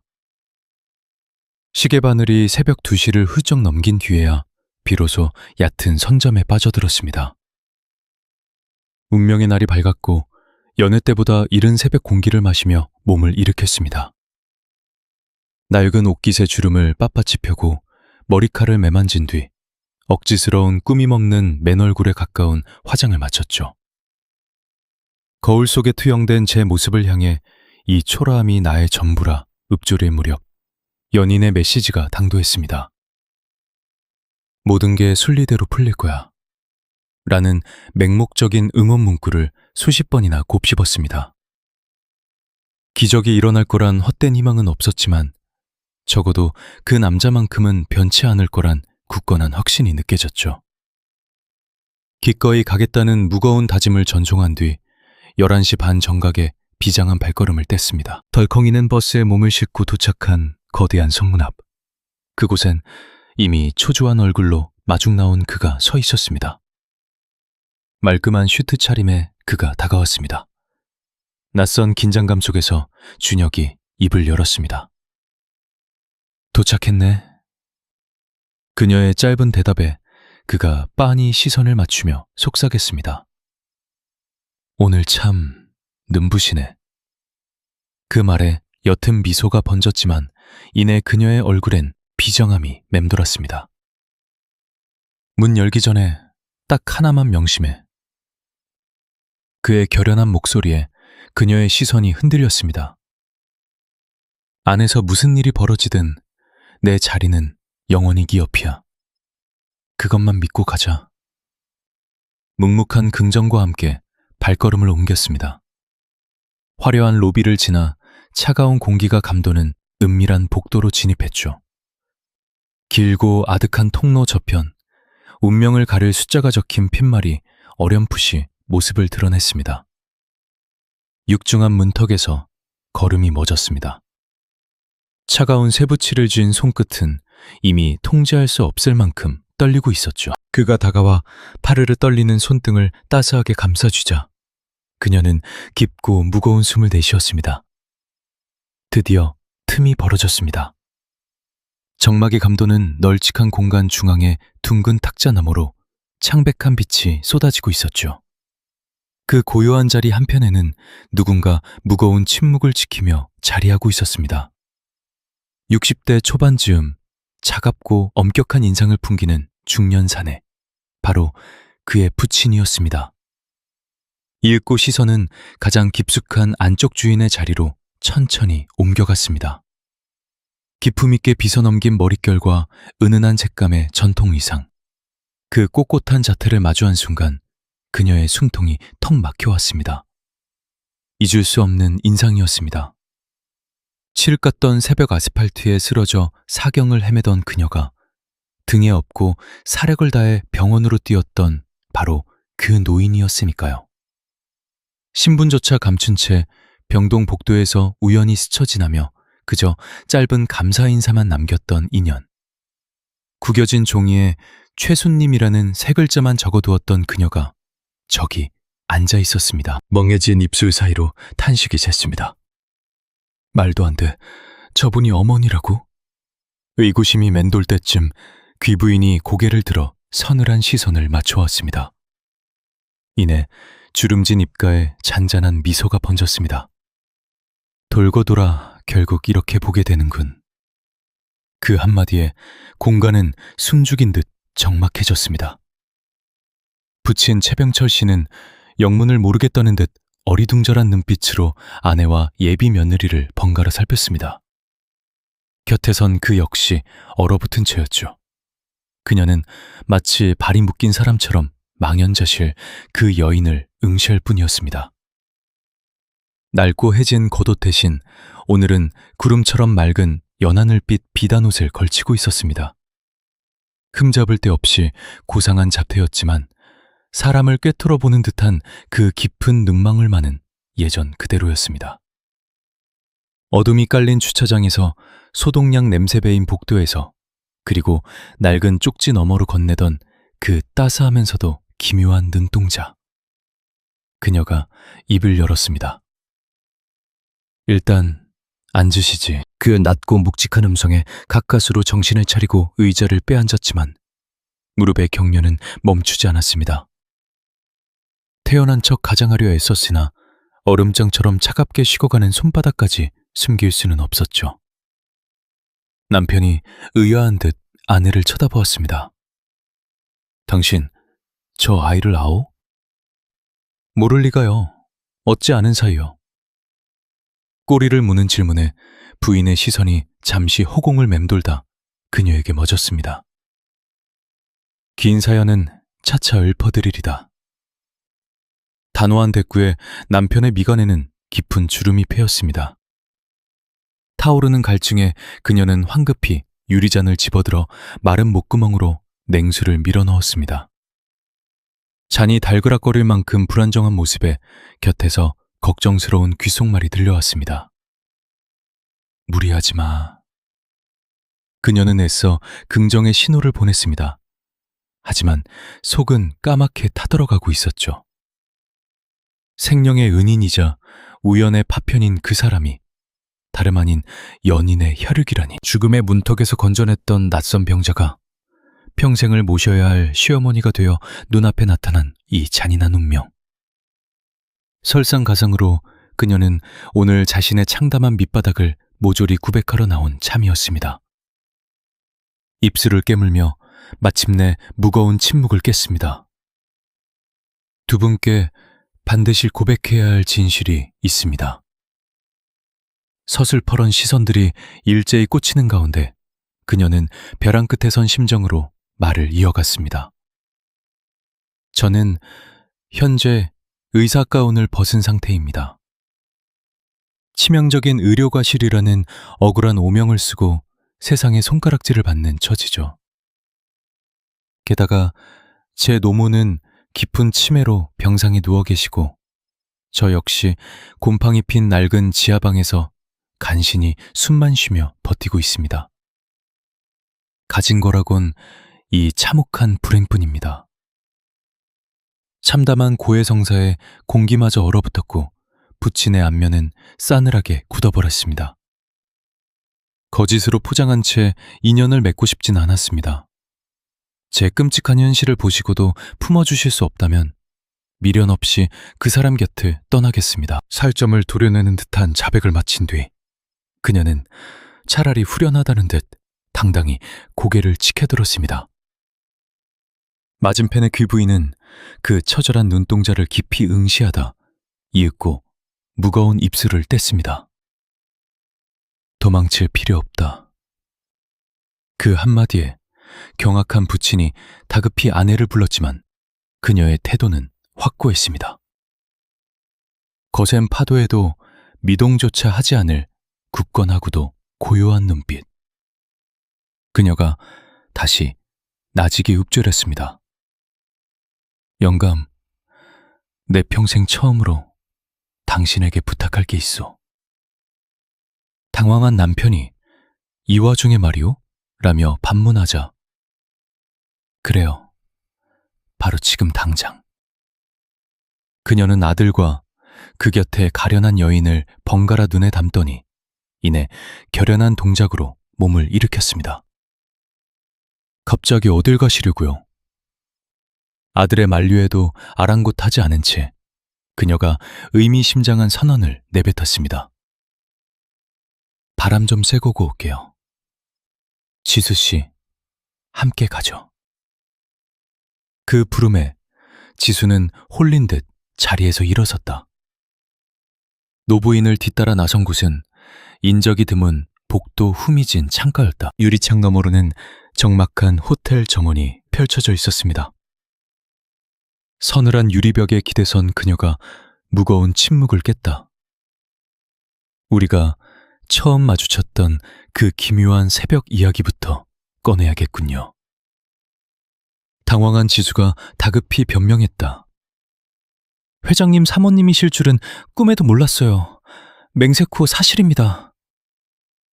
옅은 미소와 함께 노부인이 고개를 끄덕였다. 누구보다 잘 압니다. 그래서 당신의 진심이 더 와닿았지요. 그녀의 시선이 허공을 향했다. 그 칠흑 같던 밤 수행원도 없이 몰래 빠져나온 건 순전히 내 의지였어요. 오랫동안 남몰래 홀로 걷게 갈망해 왔으니까요. 단지 내 쇠약한 육신이 마음을 따라주지 못했을 뿐이지요. 담담한 그 고백에 지수는 주름진 옆얼굴을 물끄러미 응시했다.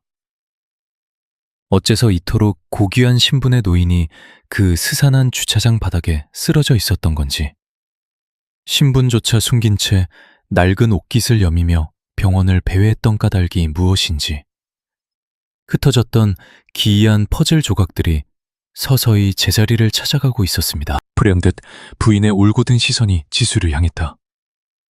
당신이 억울한 구설수에 휘말렸다는 소식 이미 전해 들었습니다. 그걸 어떻게? 놀란 지수에게 부인은 단호히 답했다. 원내 모르는 이가 없으니까요. 난 그곳의 썩은 생리를 아주 오래전부터 꿰뚫어 보고 있었답니다. 그 뼈있는 진심이 품고 있는 진짜 의미를 지수는 미처 헤아리지 못한 채 혼란에 빠졌다. 노부인이 몸을 돌리며 선언하듯 말했다. 이제 자리로 돌아가죠. 아직 풀어내야 할 지독한 진실들이 많습니다. 무거운 공기를 품고 두 사람이 다시 합석하자 밀실안은 숨소리조차 들리지 않을 만큼 팽팽한 정적이 감돌았습니다. 회장 최병철은 굳은 표정으로 팔을 꼰 채 시선을 거두고 있었고, 아들 준혁의 흔들리는 눈동자만이 두 여자를 번갈아 쫓았다. 대체 밖에서 무슨 미러가 오갔는지 캐묻고 싶은 기색이 역력했지만 차마 누구도 입술을 떼지 못했다. 착석한 노부인이 우아한 손짓으로 찻잔을 들어올렸습니다. 온기가 남은 차를 가볍게 축인 뒤 잔을 내려놓는 동작에는 한치의 흐트러짐도 없었습니다.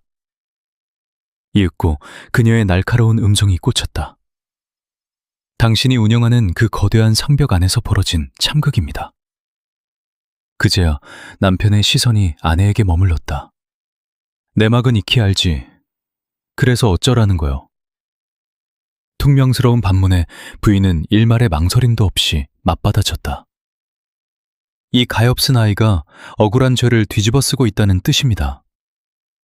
특실의 오만한 보호자가 거짓 고발을 일삼았고, 당신네 수뇌부는 그 더러운 치부를 감추려 이 선량한 직원을 제물로 바치려 했더군요. 회장의 미간이 험악하게 일그러졌다. 그게 정말 확실한 거요? 떨리는 물음에 부인이 쐐기를 박았다. 내 두 눈으로 똑똑히 목격한 진실입니다. 또 한 번 얼음장 같은 정적이 신뢰를 덮쳤다. 헉 하고 지수는 들이마시던 숨을 멈췄다. 모든 것을 지켜보았다는 그 서늘한 선언이 귓가를 맴돌며 거대한 파동을 일으켰다. 머릿속이 하얘진 그녀는 폭풍처럼 휘몰아쳤던 지난 며칠간의 기억들을 다급히 끄집어냈다. 이슬 맺힌 주차장에서 피투성이 노인을 업고 내달렸던 새벽 사비까지 털어가며 결제했던 수납처, 그리고 밤을 지새우며 간호했던 응급실의 차가운 파이프 의자까지. 얼마 후 북적이는 복도에서 재회했을 때 고생이 많았겠다며 건네던 노인의 무심한 위로가 이제야 천근만근의 무게를 지닌 진실로 내리꽂히고 있었다. 애초부터 그녀는 모든 전말을 속속들이 꿰뚫고 있었던 것이다. 은인이 이르는 직정의 추악한 민낯과 그녀에게 닥쳐올 파멸의 징조까지, 어쩌면 그 숨막히는 밤부터 단 한순간도 시선을 거두지 않았을 터였다. 어머니, 대체 지금 무슨 폭탄 선언을 하시는 겁니까? 기아 많은 아들을 향해 노부인은 흔들림 없는 시선을 보냈다. 내뱉은 말에 한치의 거짓도 없단다. 회장 3호라는 완장을 차고 행차하면 다들 가짜 미소만 지어댈 테니 아주 오래전부터 평범한 늙은이 행색으로 병원 구석구석의 진실을 감시해왔지. 그래서 그 위험한 밤에도 홀로 나섰던 거란다. 충격에 빠진 아들이 되물었다. 그토록 추운 새벽에 비서도 물리치고 홀로 배회하셨던 이유가 그것 때문이었습니까? 부인이 묵묵히 긍정의 기호를 보냈다. 날 것 그대로의 진실을 보고 싶었으나 육신이 버텨주지 못했지. 무겁게 가라앉은 목소리로 회장이 탄식하듯 끼어들었다. 여보, 무리하다. 결국 길바닥에 쓰러진 것 아니오? 부인이 희미하게 미소 지었다. 맞아요. 그리고 기적처럼 이 눈부신 영혼을 만나게 된 겁니다. 자애로운 눈빛이 지수를 감싸 안았다. 가냘픈 등으로 내 무거운 몸뚱이를 업고 내달리던 그 처절한 순간, 난 이미 직감했어요. 당신이 얼마나 생명을 살리는 일에 진심인지 말입니다. 땡전 한 푼 없는 노인을 위해 제 카드를 긁고 밤을 꼬박 세운 뒤 돌아가는 길엔 꼬깃꼬깃한 차비까지 지어주었죠. 그 오랜 시간 동안 내 정체가 무엇인지, 왜 버려져 있었는지, 가족은 있는지 단 한 번도 캐묻지 않는 속 깊은 배려를 보여주면서요. 목이 메어온 지수는 벙어리처럼 입술만 발삭일 뿐이었습니다. 애틋한 시선으로 부인이 말을 이었다. 다시 로비에서 마주쳤을 때도 당신은 변함이 없었지. 그저 길 잃은 노인을 친절히 목적지까지 이끌어주고는 미련 없이 등을 돌렸습니다. 이름 석자조차 묻지 않고 말입니다. 답답함을 참지 못한 회장이 언성을 높였다. 당신 대체 결론이 뭐요? 무슨 사단을 내려고 이러는 거요? 노부인의 고개가 남편을 향해 꺾였다. 평소의 온화함은 온데간데 없이 사라진 날, 선 비수처럼 차갑고 묵직한 안광이 번뜩였다. 이 썩어빠진 사기극은 내가 직접 마침표를 찍겠습니다. 얼음 같은 선언에 회장이 기겁하며 되물었다. 그 몸으로 도대체 어떻게? 그녀의 입술에서 거대한 폭풍이 떨어졌다. 당장 다음 이사회에 등판할 겁니다. 일개 사모가 아닌 전직 대법관의 자격으로. 공기가 얼어붙듯 완벽한 침묵이 신뢰를 장악했다. 숨조차 쉬기 힘든 중압감 속에서 지수의 눈동자가 격렬하게 흔들리며 부인을 올감했다. 최고 법원의 주장. 그 비현실적인 단어가 머릿속을 헤집으며 기묘한 울림으로 메아리치기 시작했다. 때 절은 외투를 걸친 채 아스팔트 위에서 죽어가던 노파. 길을 잃고 복도를 헤매던 그 초라하고 가엾은 할머니가 바로 세상을 호령하던 대법관이었던 것이다. 지수의 시선이 낯선 질감으로 다가오는 그녀의 주름진 얼굴에 다시 가닿았습니다. 주차장의 어스름이나 병원 복도의 백색 등 아래서 스쳐 지나갔을 때조차 그녀가 이토록 거대한 존재일 줄은 꿈에도 몰랐으니까요. 그저 낡은 옷깃을 여미며 입을 굽게 담은 이름 모를 가엾은 할머니에 불과했거든요. 분명 그게 다였는데 저 앙상한 체구 안에 상상조차 못할 아득한 비밀이 숨겨져 있던 겁니다. 어머니가 대법원 법관 출신이셨다고요? 준혁의 물음에 노부인이 입을 열었습니다. 법복을 벗은 지는 까마득하지만 내게도 아직 쓸모라는 게 있지. 그때 최병철이 끼어들었습니다. 임자, 이건 남의 사업장에 이래라 저래라 하는 꼴이오. 내가 운영하는 곳인데. 그러자 그녀가 받아쳤습니다. 바로 그 당신 구역에서 벼랑 끝에 몰린 아이가 생겼는데 그냥 눈을 감으시겠다고요? 남편은 꿀먹은 벙어리가 되었습니다. 노부인의 시선이 지수를 향했습니다. 아가, 그날의 진실을 숨김없이 다 털어놓아주련? 네, 알겠습니다. 지수는 깊은 숨을 들이마신 뒤 묻어둔 기억의 실타래를 풀었습니다. 이틀 전 고위층 환자를 다루던 순간과 수 간호사의 갑작스러운 퇴사 압박, 그리고 징계위 회부와 언론 보도까지 낱낱이 고발했습니다. 꽉 쥔 두 손에는 미동조차 없었고 흘러나오는 음성에는 일말의 떨림도 배어있지 않았습니다. 꾸밈 없는 진실이 울려 퍼지는 동안 부인은 정적 속에서 귀를 기울였고 방어적이던 병원장의 굳은 자세도 어느새 스르르 풀려 있었습니다. 무거운 고백이 끝을 맺자 노부인이 나지막이 물었습니다. 진료 차트 같은 증거들은 보존되어 있겠지? 네, 전부 훼손 없이 보관 중입니다. 그녀가 다시 확인했습니다. 그럼 감시 카메라는 어떤가? 지수가 답했습니다. 방안을 찍은 녹화본이 존재할 텐데 사측에 요구했더니 계속 미루기만 했습니다. 부인이 무겁게 긍정했습니다. 그 영상은 내 두 눈으로 똑똑히 살펴보마. 단호한 선고가 떨어지자 방 안에는 짙은 정막이 내려앉았습니다. 바로 그 찰나 병원장의 두 눈이 처음으로 지수의 본질을 꿰뚫어 보듯 응시했습니다. 문을 열고 들어설 때 설이 빨갔던 기색은 온데간데 없고 깊은 상념에 잠긴 낯빛이었죠. 아버지가 입을 떼며 아들을 불렀습니다. 네, 아버지. 대답을 들은 그는 잠시 허공을 응시하며 뜸을 들였습니다. 이윽고 감탄 섞인 판식이 흘러나왔습니다. 이 처자 속에 단단한 바위를 품고 있구나. 두 사람의 시선이 허공에서 팽팽하게 부딪혔고 곧이어 묵직한 질문이 날아왔습니다. 핍박을 견디는 게 분풍 터지지 않던가? 그녀는 한치의 망설임 없이 원통했다고 받아쳤습니다. 그런데도 뒷걸음질 치지 않았단 말이지. 남자의 말에 그녀의 메마른 답이 이어졌습니다. 더 이상 물러설 낭떠러지조차 없었으니까요. 그 순간 중년 남자의 입술 사이로 미세한 파열음 같은 미소가 번졌습니다. 그것은 오늘 식사 자리에서 피어난 최초의 온기였습니다. 노부인이 찻잔을 기울이며 식사를 권했습니다. 남은 사연은 배를 채우며 나누면 되니까요. 마법의 주문처럼 그 한마디에 얼어붙었던 공간이 서서히 녹아내렸습니다. 무릎 위로 다소곳이 두 손을 포개자 요동치던 심장 박동이 서서히 제 속도를 찾아갔습니다.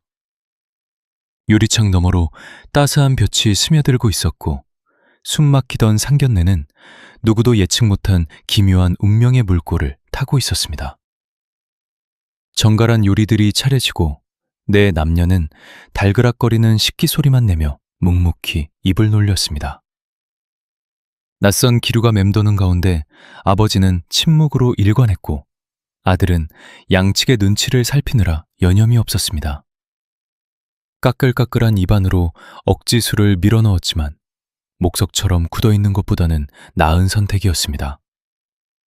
정막을 깬 건 다시 노부인이었습니다. 친정어머니의 병화는 좀 차도가 있노? 위중하십니다. 요즘은 제 얼굴조차 지우시는 날이 허다하네요. 늙은 판사는 조용히 공감의 뜻을 표했습니다. 발병하신 지는 제법 흘렀고 그녀는 3년이라는 시간을 힘겹게 뱉어냈습니다. 초기엔 사소한 기억만 놓치시더니 이젠 당신 딸마저 완전한 타인으로 여기십니다. 그 모진 세월을 어찌 견뎠을꼬. 가슴을 찌르는 위로에 그녀는 태어난 척 버텨냈다고 얼버무렸습니다. 하지만 부인의 눈동자는 모든 걸 꿰뚫고 있었습니다. 억지로 강한 척할 필요 없단다. 그 한 문장에 말문이 턱 막혀버렸죠. 왈칵 쏟아질 듯한 뜨거운 것을 애써 삼켰습니다. 만찬이 끝나고 자리를 파할 무렵 침묵하던 그가 입을 열었습니다. 나를 좀 보게나. 묵직한 부름에 고개를 들자 그가 결연한 어조로 선언했습니다. 자네가 겪은 고초 내가 손수 바로잡지. 내 아내가 저리 소매를 걷어붙였는데 지아비가 수수방관할 순 없지 않나. 그 구원의 약속이 내포한 무게를 깨달은 그녀는 깊고 긴 묵내로 벅찬 진심을 대신했습니다. 음에는 잊지 않겠습니다. 건물 밖으로 빠져나오자마자 동행한 연인이 그녀의 차가운 손을 꽉 쥐어왔습니다. 얽혀있던 실타래의 마지막 조각을 묻듯 그녀가 속삭였습니다. 어머님이 그런 엄청난 분인 걸 너는 알고 있었어? 참으로 기이한 노릇이었다. 두 사람은 잠시 멈춰서서 서로의 눈동자를 응시하다 잔잔한 미소를 흘렸다.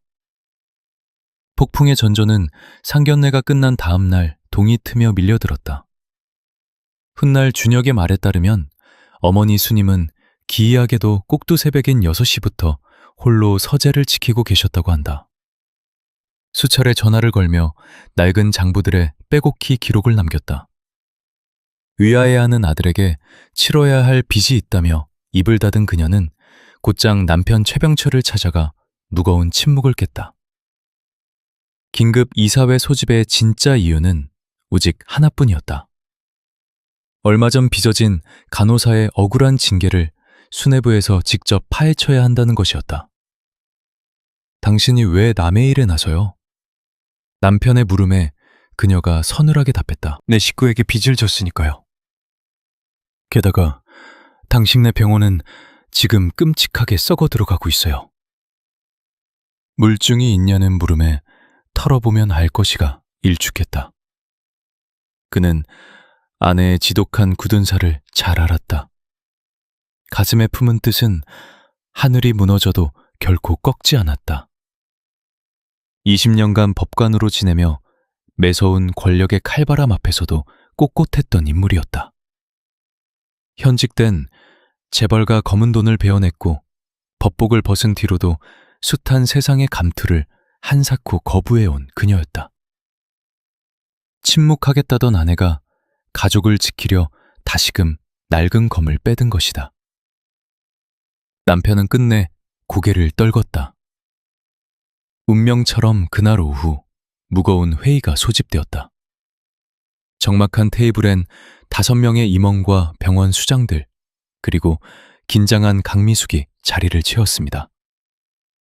영문도 모른 채 불려온 미숙은 불안한 숨을 내쉬며 허공만 응시하고 있었다. 굳게 닫혔던 문이 열리며 수님이 서늘하게 등장했다. 미숙이 굳어거렸다. 정갈한 자켓 차림의 수님이 상석에 자리를 잡았다. 침묵만으로도 실내 온도가 차갑게 얼어붙었다. 이내 짓누르듯 그녀가 무겁게 입을 뗐다. 며칠 전 박지수 간호사의 부당한 징계건 그 흑막을 파헤치겠소. 당황한 의료수장이 끼어들었다. 사모님께서 웬일로 이런 자리까지. 변명을 자르며 수님이 차갑게 쏘아붙였다. 병원 안주인이 아닌 전직 대법관의 이름으로 섰소. 순간 실내는 끔찍하게 적막해졌다. 그녀가 꺼낸 낡은 차트는 생명을 구하려던 지수의 핏빛 기록이었습니다. 그날 밤에 처치엔 티끌만한 오류도 없었소. 동석한 주치의의 증언 역시 완벽히 일치하지. 그럼에도 오만한 보호자는 날조를 일삼았고 당신들은 진실을 묵인한 채 약자를 벼랑으로 내몰았소. 이 끔찍한 만행이 사실이오. 핑계를 대려는 부원장의 알량한 입술을 막아서며 그녀가 일갈했다. 정당한 규정이었다면 그날의 밀실 녹화 화면부터 당장 낱낱이 공개하시오. 내 눈앞에서 당장 그 참혹했던 영상을 틀어보시오. 부원장이 당황하는 사이 누군가 떨리는 목소리로 거들었다. 녹화본은 볼 수 있죠. 사생활 운운하며 막아서려는 미숙을 향해 수님의 서리빨 같은 시선이 꽂혔다. 의료 과실 논란에서 적법한 요구가 떨어지면 화면을 가릴 명분은 없소. 이는 무거운 법의 잣대요. 미숙이 얼어붙자 결국 피할 수 없는 진실의 재생 버튼이 눌렸다. 모니터 위로 그날 밤 응급실의 진실이 서서히 떠올랐습니다. 시간이 선명히 새겨진 화면 속 사경을 헤매는 환자 곁에서 사투를 벌이는 지수가 아른거렸습니다. 바늘이 핏줄을 파고드는 그 찰나의 횟수는 놀랍게도 단 한 번뿐이었습니다. 저들의 날조처럼 흉터를 쑤셔댄 잔인한 두 번의 흔적 따위는 그 어디에도 존재하지 않았다. 임원들이 당황한 기색으로 시선을 교환하자 창백해진 의료수정이 입을 뗐다. 이러면 저들의 말과 아예 맞질 않는데? 수님이 매섭게 끊어텄다. 단순히 다른 게 아니라 날조요.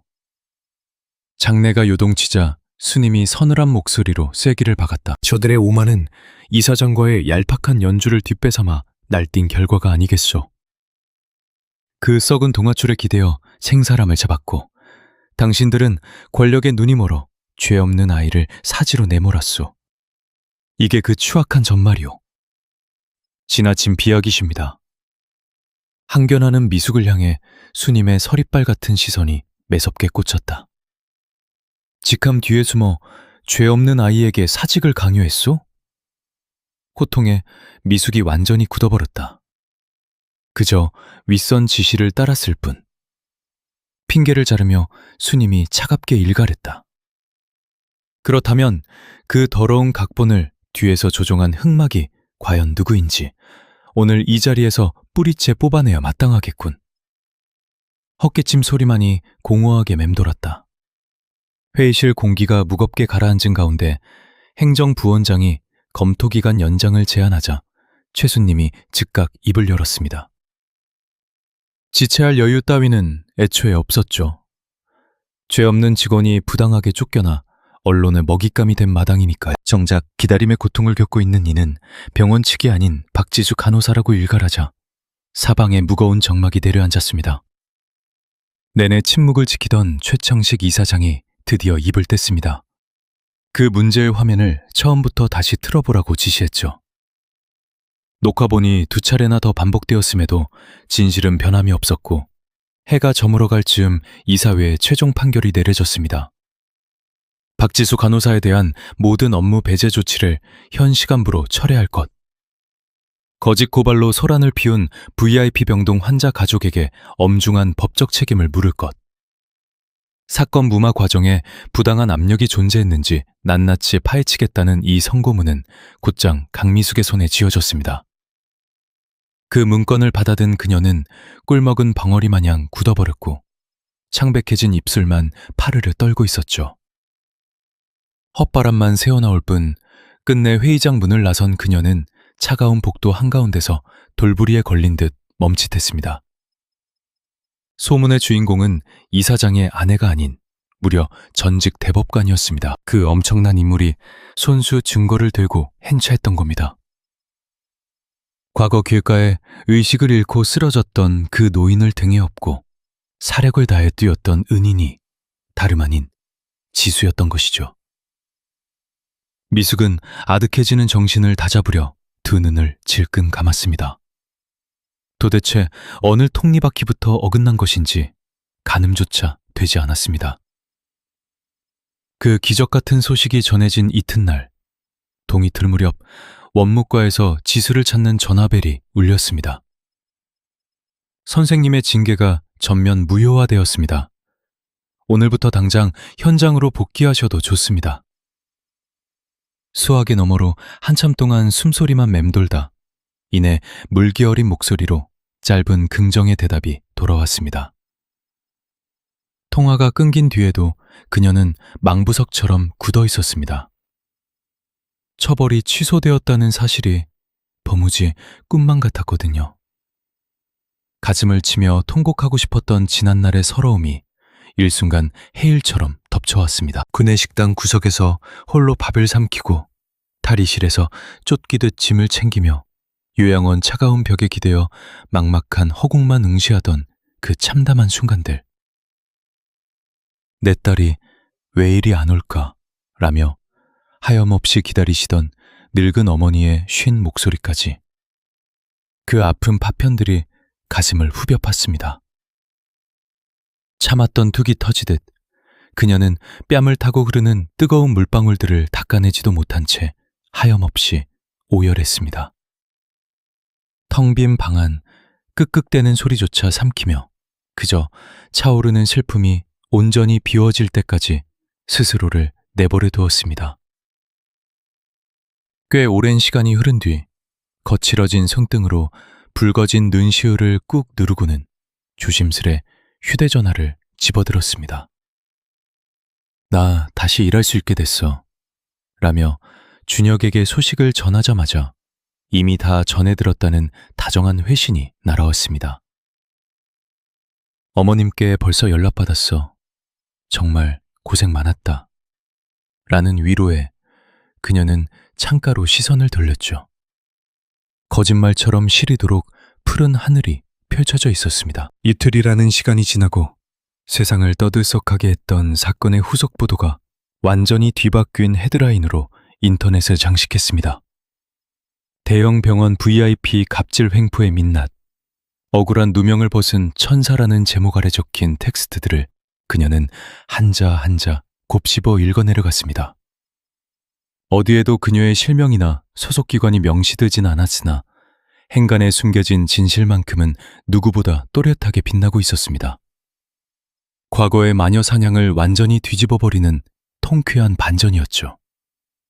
그리고 화면 맨 밑자락에는 짤막한 추신이 달려 있었습니다. 징계 철회 및 즉각적인 원대 복귀 조치가 완료되었다는 그 문장을 끝으로 그녀는 조용히 웹브라우저를 종료했습니다. 오랜만에 걸쳐 입는 출근복의 감촉은 새로웠고 익숙한 직장 로비를 딛는 그녀의 발끝에는 전에 없던 단단함이 서려 있었습니다. 더 이상 죄인처럼 바닥을 굽어보지 않았죠. 빳빳하게 다려진 옷차림으로 스테이션에 들어서자 반가운 얼굴 하나가 성큼 다가왔습니다. 정말 다행이야. 마음고생 많았지. 라며 어깨를 감싸 안는 온기에 그녀의 입가에도 모처럼 환한 미소가 번졌습니다. 잊지 않고 챙겨줘서 고맙다는 짧은 인사 후 그녀는 언제나처럼 병실을 순회하고 환자를 돌보며 묵묵히 차트를 채워나갔습니다. 모든 것이 예전과 같은 평범한 일상이었지만 수면 아래에서는 분명 심상치 않은 기류가 흐르고 있었습니다. 윗선에서 과연 어떤 은밀한 조사가 구체적으로 이루어지고 있는지 평간호사인 그녀로서는 도저히 알 길이 없었죠. 다만 징계 무효화 판결 직후부터 기획처 사람들의 발걸음이 눈에 띄게 부산스러워졌다는 것쯤은 피부로 짐작할 수 있었습니다. 책임자였던 미숙의 자리가 며칠 내내 텅 비어있다는 사실이 보이지 않는 거대한 태풍이 몰려오고 있음을 암시하고 있었으니까요. 어느덧 달력이 한 장 넘어가고 산의 중앙 안내판에는 붉은색 관인이 찍힌 대자보 하나가 불쑥 내걸렸습니다. 수간호사 파면 처분과 허위 제보자 형사 고발이라는 굵직한 활자들에 그녀는 복도를 지나다 우두커니 서서 목도하게 됩니다. 양옆에 나란히 선 동기들 역시 큰 충격을 받은 듯 누구 하나 섣불리 입술을 떼지 못하고 숨죽인 채 서 있었습니다. 그녀 또한 침묵을 지킨 채 그저 담담히 텍스트를 눈에 담고는 체념한 듯 가볍게 고개를 끄덕이며 묵묵히 제 갈 길을 걸어갔습니다. 그때 복도 끝자락에서 다급한 부름이 들려왔습니다. 원장님께서 지금 당장 집무실로 모셔오라십니다. 라는 정갈이 찾아온 겁니다. 조심스레 무거운 문을 열고 들어가자 상석에 앉아있던 병원의 수장이 큼칫 놀라며 벌떡 몸을 일으켜 세우고는 입을 열었습니다. 그간 말로다 못할 고초를 겪게 선고합니다. 우리 조직 전체의 이름을 걸고 뼈저리게 반성하며 머리 숙여 사죄의 말씀을 올립니다.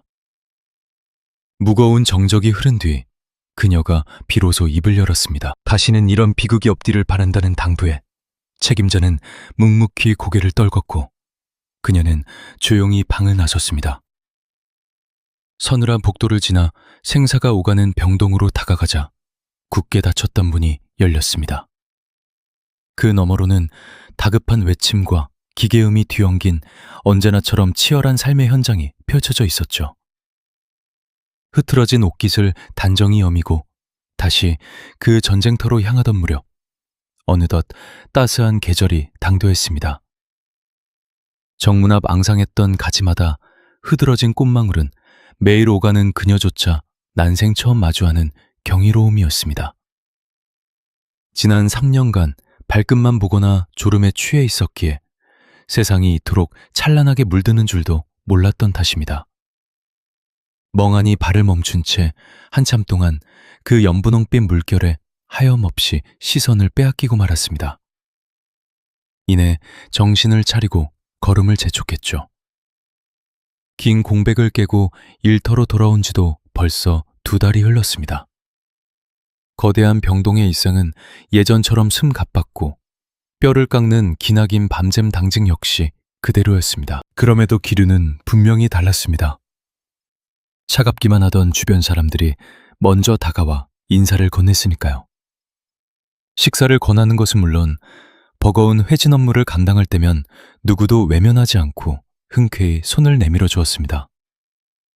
사소한 배려일지라도 그녀의 얼어붙은 마음을 녹이기엔 충분했던 어느 맑고 평범한 아침의 일이었습니다.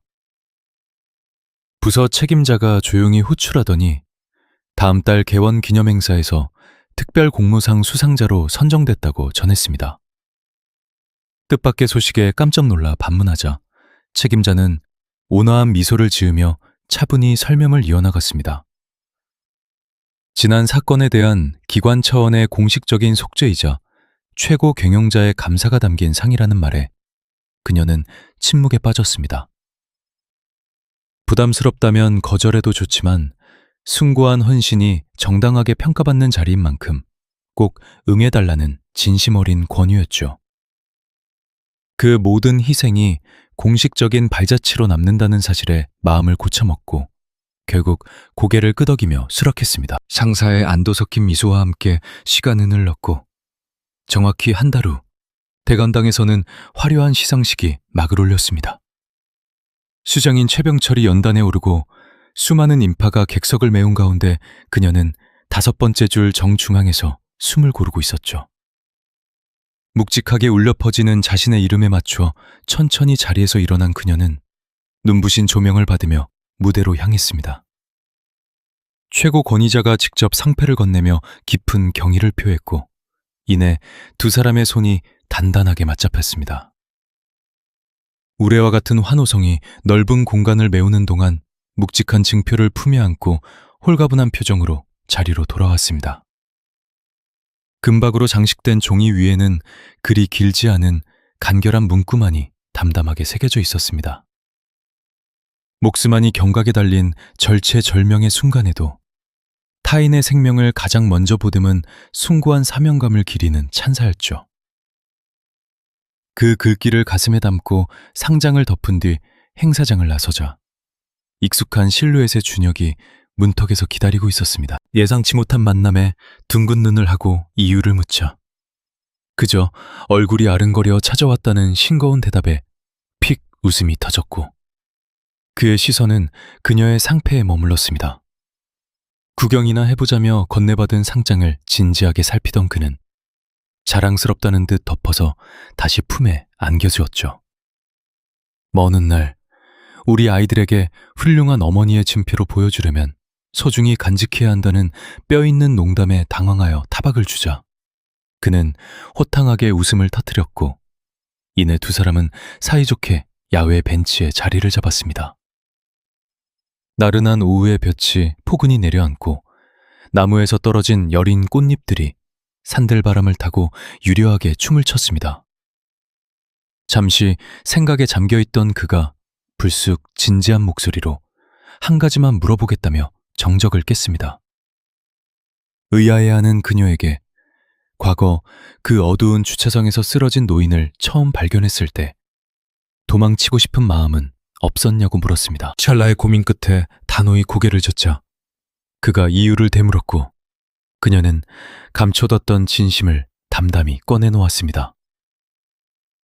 그저 눈앞에 생명이 꺼져가는 사람이 있었기에 다른 선택지는 없었다는 대답에 그는 깊은 공감의 표시로 턱을 당겼습니다. 바로 그런 올고듬 때문에 당신을 깊이 마음에 품게 되었다는 고백에 놀란 그녀의 시선이 흔들렸습니다. 평생을 함께하자는 뜬금없는 청혼에 당황하자 그는 아주 오래전부터 운명처럼 꿈꿔온 일이라며 부드럽게 쐐기를 박았죠. 벅차오르는 강정에 차마 입을 떼지 못하는 곁으로 허공을 맴돌던 작은 꽃잎 한 장이 사뿐히 내려앉으며 축복을 건넸습니다. 그 자그마한 생명의 흔적을 물끄러미 바라보던 그녀는 수줍게 승낙했고 두 사람의 백년 가약은 그의 늦은 봄날에 맺어졌습니다.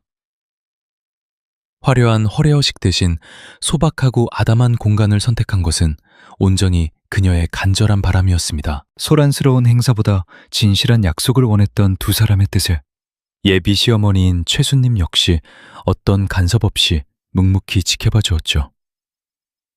행여나 서운하실까 염려되어 의중을 살피는 아들에게 그저 너희들의 뜻을 존중하겠다는 따뜻한 한오락 한마디가 전부였습니다.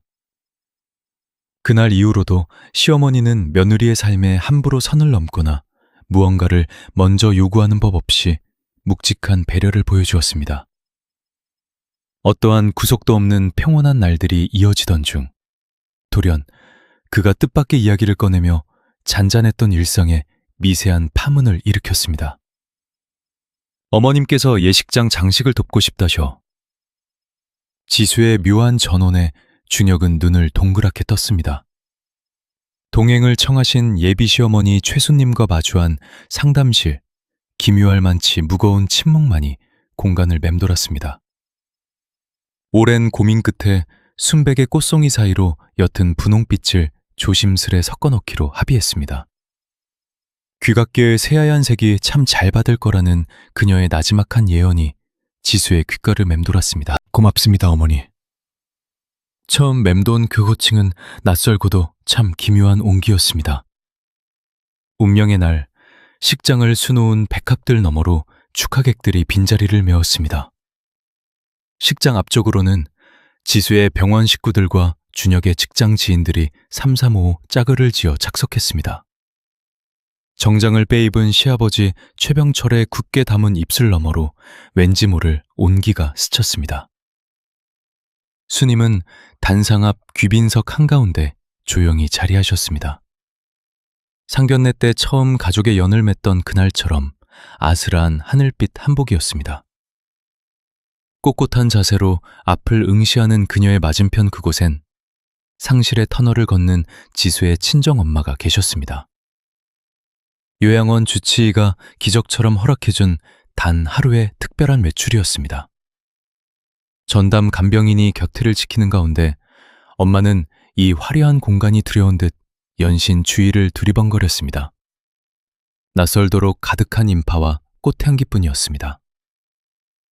초점 잃은 시선이 겉돌자 식을 앞두고 내내 엄마의 동행을 염려했던 지수의 애간장이 탔습니다. 생경한 환경이 극심한 공포를 부를지 몰랐습니다. 북적이는 소음에 갇히는 건 위험했지만 하나뿐인 딸의 혼인에 모시지 않는 건 잔인한 처사니까요. 날 잊었더라도 이 거룩한 순간엔 무조건 모셔야만 했습니다. 간병인의 다독임에 엄마의 호흡이 잦아들 즈음 웅장한 선율이 호란의 공기를 갈랐습니다. 눈부신 융단 끝자락, 순백의 드레스를 입은 지수가 섰습니다. 긴 고민 없이 단번에 몸에 감겼던 운명의 옷이었습니다. 마침내 첫 발을 내디뎠습니다. 무수한 시선 속에서도 그녀는 흔들림 없는 굳건한 눈빛으로 나아갔습니다. 제단을 지키던 준혁은 다가오는 신부의 모습에 이미 차오른 뜨거운 눈물을 머금었습니다. 그렇게 고요히 나아가던 찰나 맨 앞좌석에서 미세한 파공음이 일었습니다. 병든 엄마의 가느다란 목소리였습니다. 꽃길을 걷는 딸의 실루엣을 뚫어지게 응시했습니다. 보호자가 급히 다독였지만 엄마의 초점은 마치 자석처럼 오직 지수만을 향해 꽂혔습니다. 이내 미동을 멈췄습니다. 시면에서 부서진 과거를 건지려는 간절한 시선이었습니다. 흐렸던 눈동자가 기적처럼 선명해졌습니다. 마침내 엄마가 입을 열었습니다. 우리 지수 참 곱네. 부서질 듯 작았지만 벼락 같은 그 한마디에 걸음이 멎었습니다. 애써 삼키려던 오열이 기어이 터져버리고 말았습니다. 화려한 길 한복판에서 아이처럼 무너지자 객석 곳곳에서도 남몰래 눈물을 훔치는 흘적임이 번졌습니다. 단상의 준혁 또한 촉촉해진 붉은 눈으로 그녀를 애틋하게 지켜보았습니다. 앞좌석의 수님 역시 젖은 눈으로 며느리를 응시했고, 간병인은 기적을 마주한 친정엄마의 거친 두 손을 굳게 쥐어주었습니다. 엄마의 얼굴엔 딸을 향한 환희가 피어났지만 이 기적 같은 잔상이 언제까지 허락될지는 몰랐습니다. 찰나에 닿은 이 의식이 또 언제 흩어질지 아무도 몰랐으니까요. 하지만 적어도 이 찰나만큼은 엄마가 온전히 딸을 알아보고 계셨습니다. 지수가 눈물을 거뒀습니다. 떨리는 발걸음을 다시 내디뎠습니다. 단상 끝의 운명이 손을 내밀었습니다. 지수가 그 온기를 꽉 맞잡자 이내 새로운 여정의 시작이 선포되었습니다. 우레 같은 갈채가 공간을 뒤흔들었습니다. 지수는 남편의 체온에 의지한 채 당당히 앞을 응시했습니다. 축복하는 얼굴들 사이로 동료들이 반갑게 손을 흔들었습니다. 정갈하게 앉은 아버님은 묵묵한 끄덕임으로 굳건한 신뢰를 보냈고, 어머님은 그저 인자한 미소로 며느리의 새 출발을 품어주셨습니다. 엄마는 여전히 앞줄에서 애틋하게 딸을 응시하고 있었습니다. 지수가 읊조렸습니다. 엄마, 나 정말 잘 자랐어. 영혼으로 닿을 깊은 속삭임이었습니다. 식이 끝나고 썰물처럼 사람들이 빠져나갔습니다. 엄마 곁에 다가가 앉자 그 눈빛은 언제 기적이 있었냐는 듯 다시 혼탁하게 맴돌고 있었습니다. 기억은 다시 멀어진 듯 했지만 지수는 절대 부서지지 않을 진실을 품었습니다. 나를 잊어버린 텅 빈 눈동자. 그런데 오늘 엄마가 불쑥 중얼거렸다. 우리 딸 참 곱네. 그걸로 모든 게 구원받았다. 거칠어진 두 손을 포개자 알 수 없는 온기가 희미하게 넘어왔다. 끊어진 기억의 끈을 부여잡은 걸까? 아니면 그저 낯선 체온에 이끌린 본능일까? 어느 쪽이든 상관없었다. 맞잡은 온기를 방패 삼아 그녀는 가만히 창밖을 주시했다. 낯선 예식장 안으로 스며든 맑은 봄볕이 잔혹했던 과거의 그림자를 밀어내고 있었다.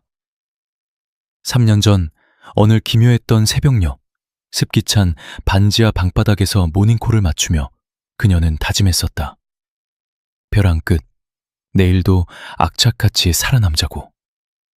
하지만 그 절망의 순간엔 결코 알지 못했던 진실이 있었다. 길바닥에 쓰러진 낯선 노인을 업고 병원을 향해 뛰었던, 밤 전 재산을 내어주고 응급실을 지켰던 그 기막힌 우연이 훗날 이토록 찬란한 운명으로 되돌아올 줄은. 마침내 풀려난 과거의 굴레 앞에서 그녀는 묵묵히 미소 지었다. 이제는 지독했던 가난을 감추거나 도망칠 필요가 없었다. 껍데기를 벗어던진 온전한 자신으로 이 기적 한가운데 섰다. 그것만으로도 삶은 충분히 눈부셨습니다. 여러분, 기적과도 같은 오늘의 운명적인 사연 어떠셨나요? 한편의 비극이 해피엔딩으로 끝난 놀라운 이야기. 여러분의 가슴에도 짙은 여운이 남았다면 생각들을 나눠주세요. 조만간 가슴 먹먹해지는 또 다른 비밀스러운 사연을 들고 다시 찾아뵙겠습니다.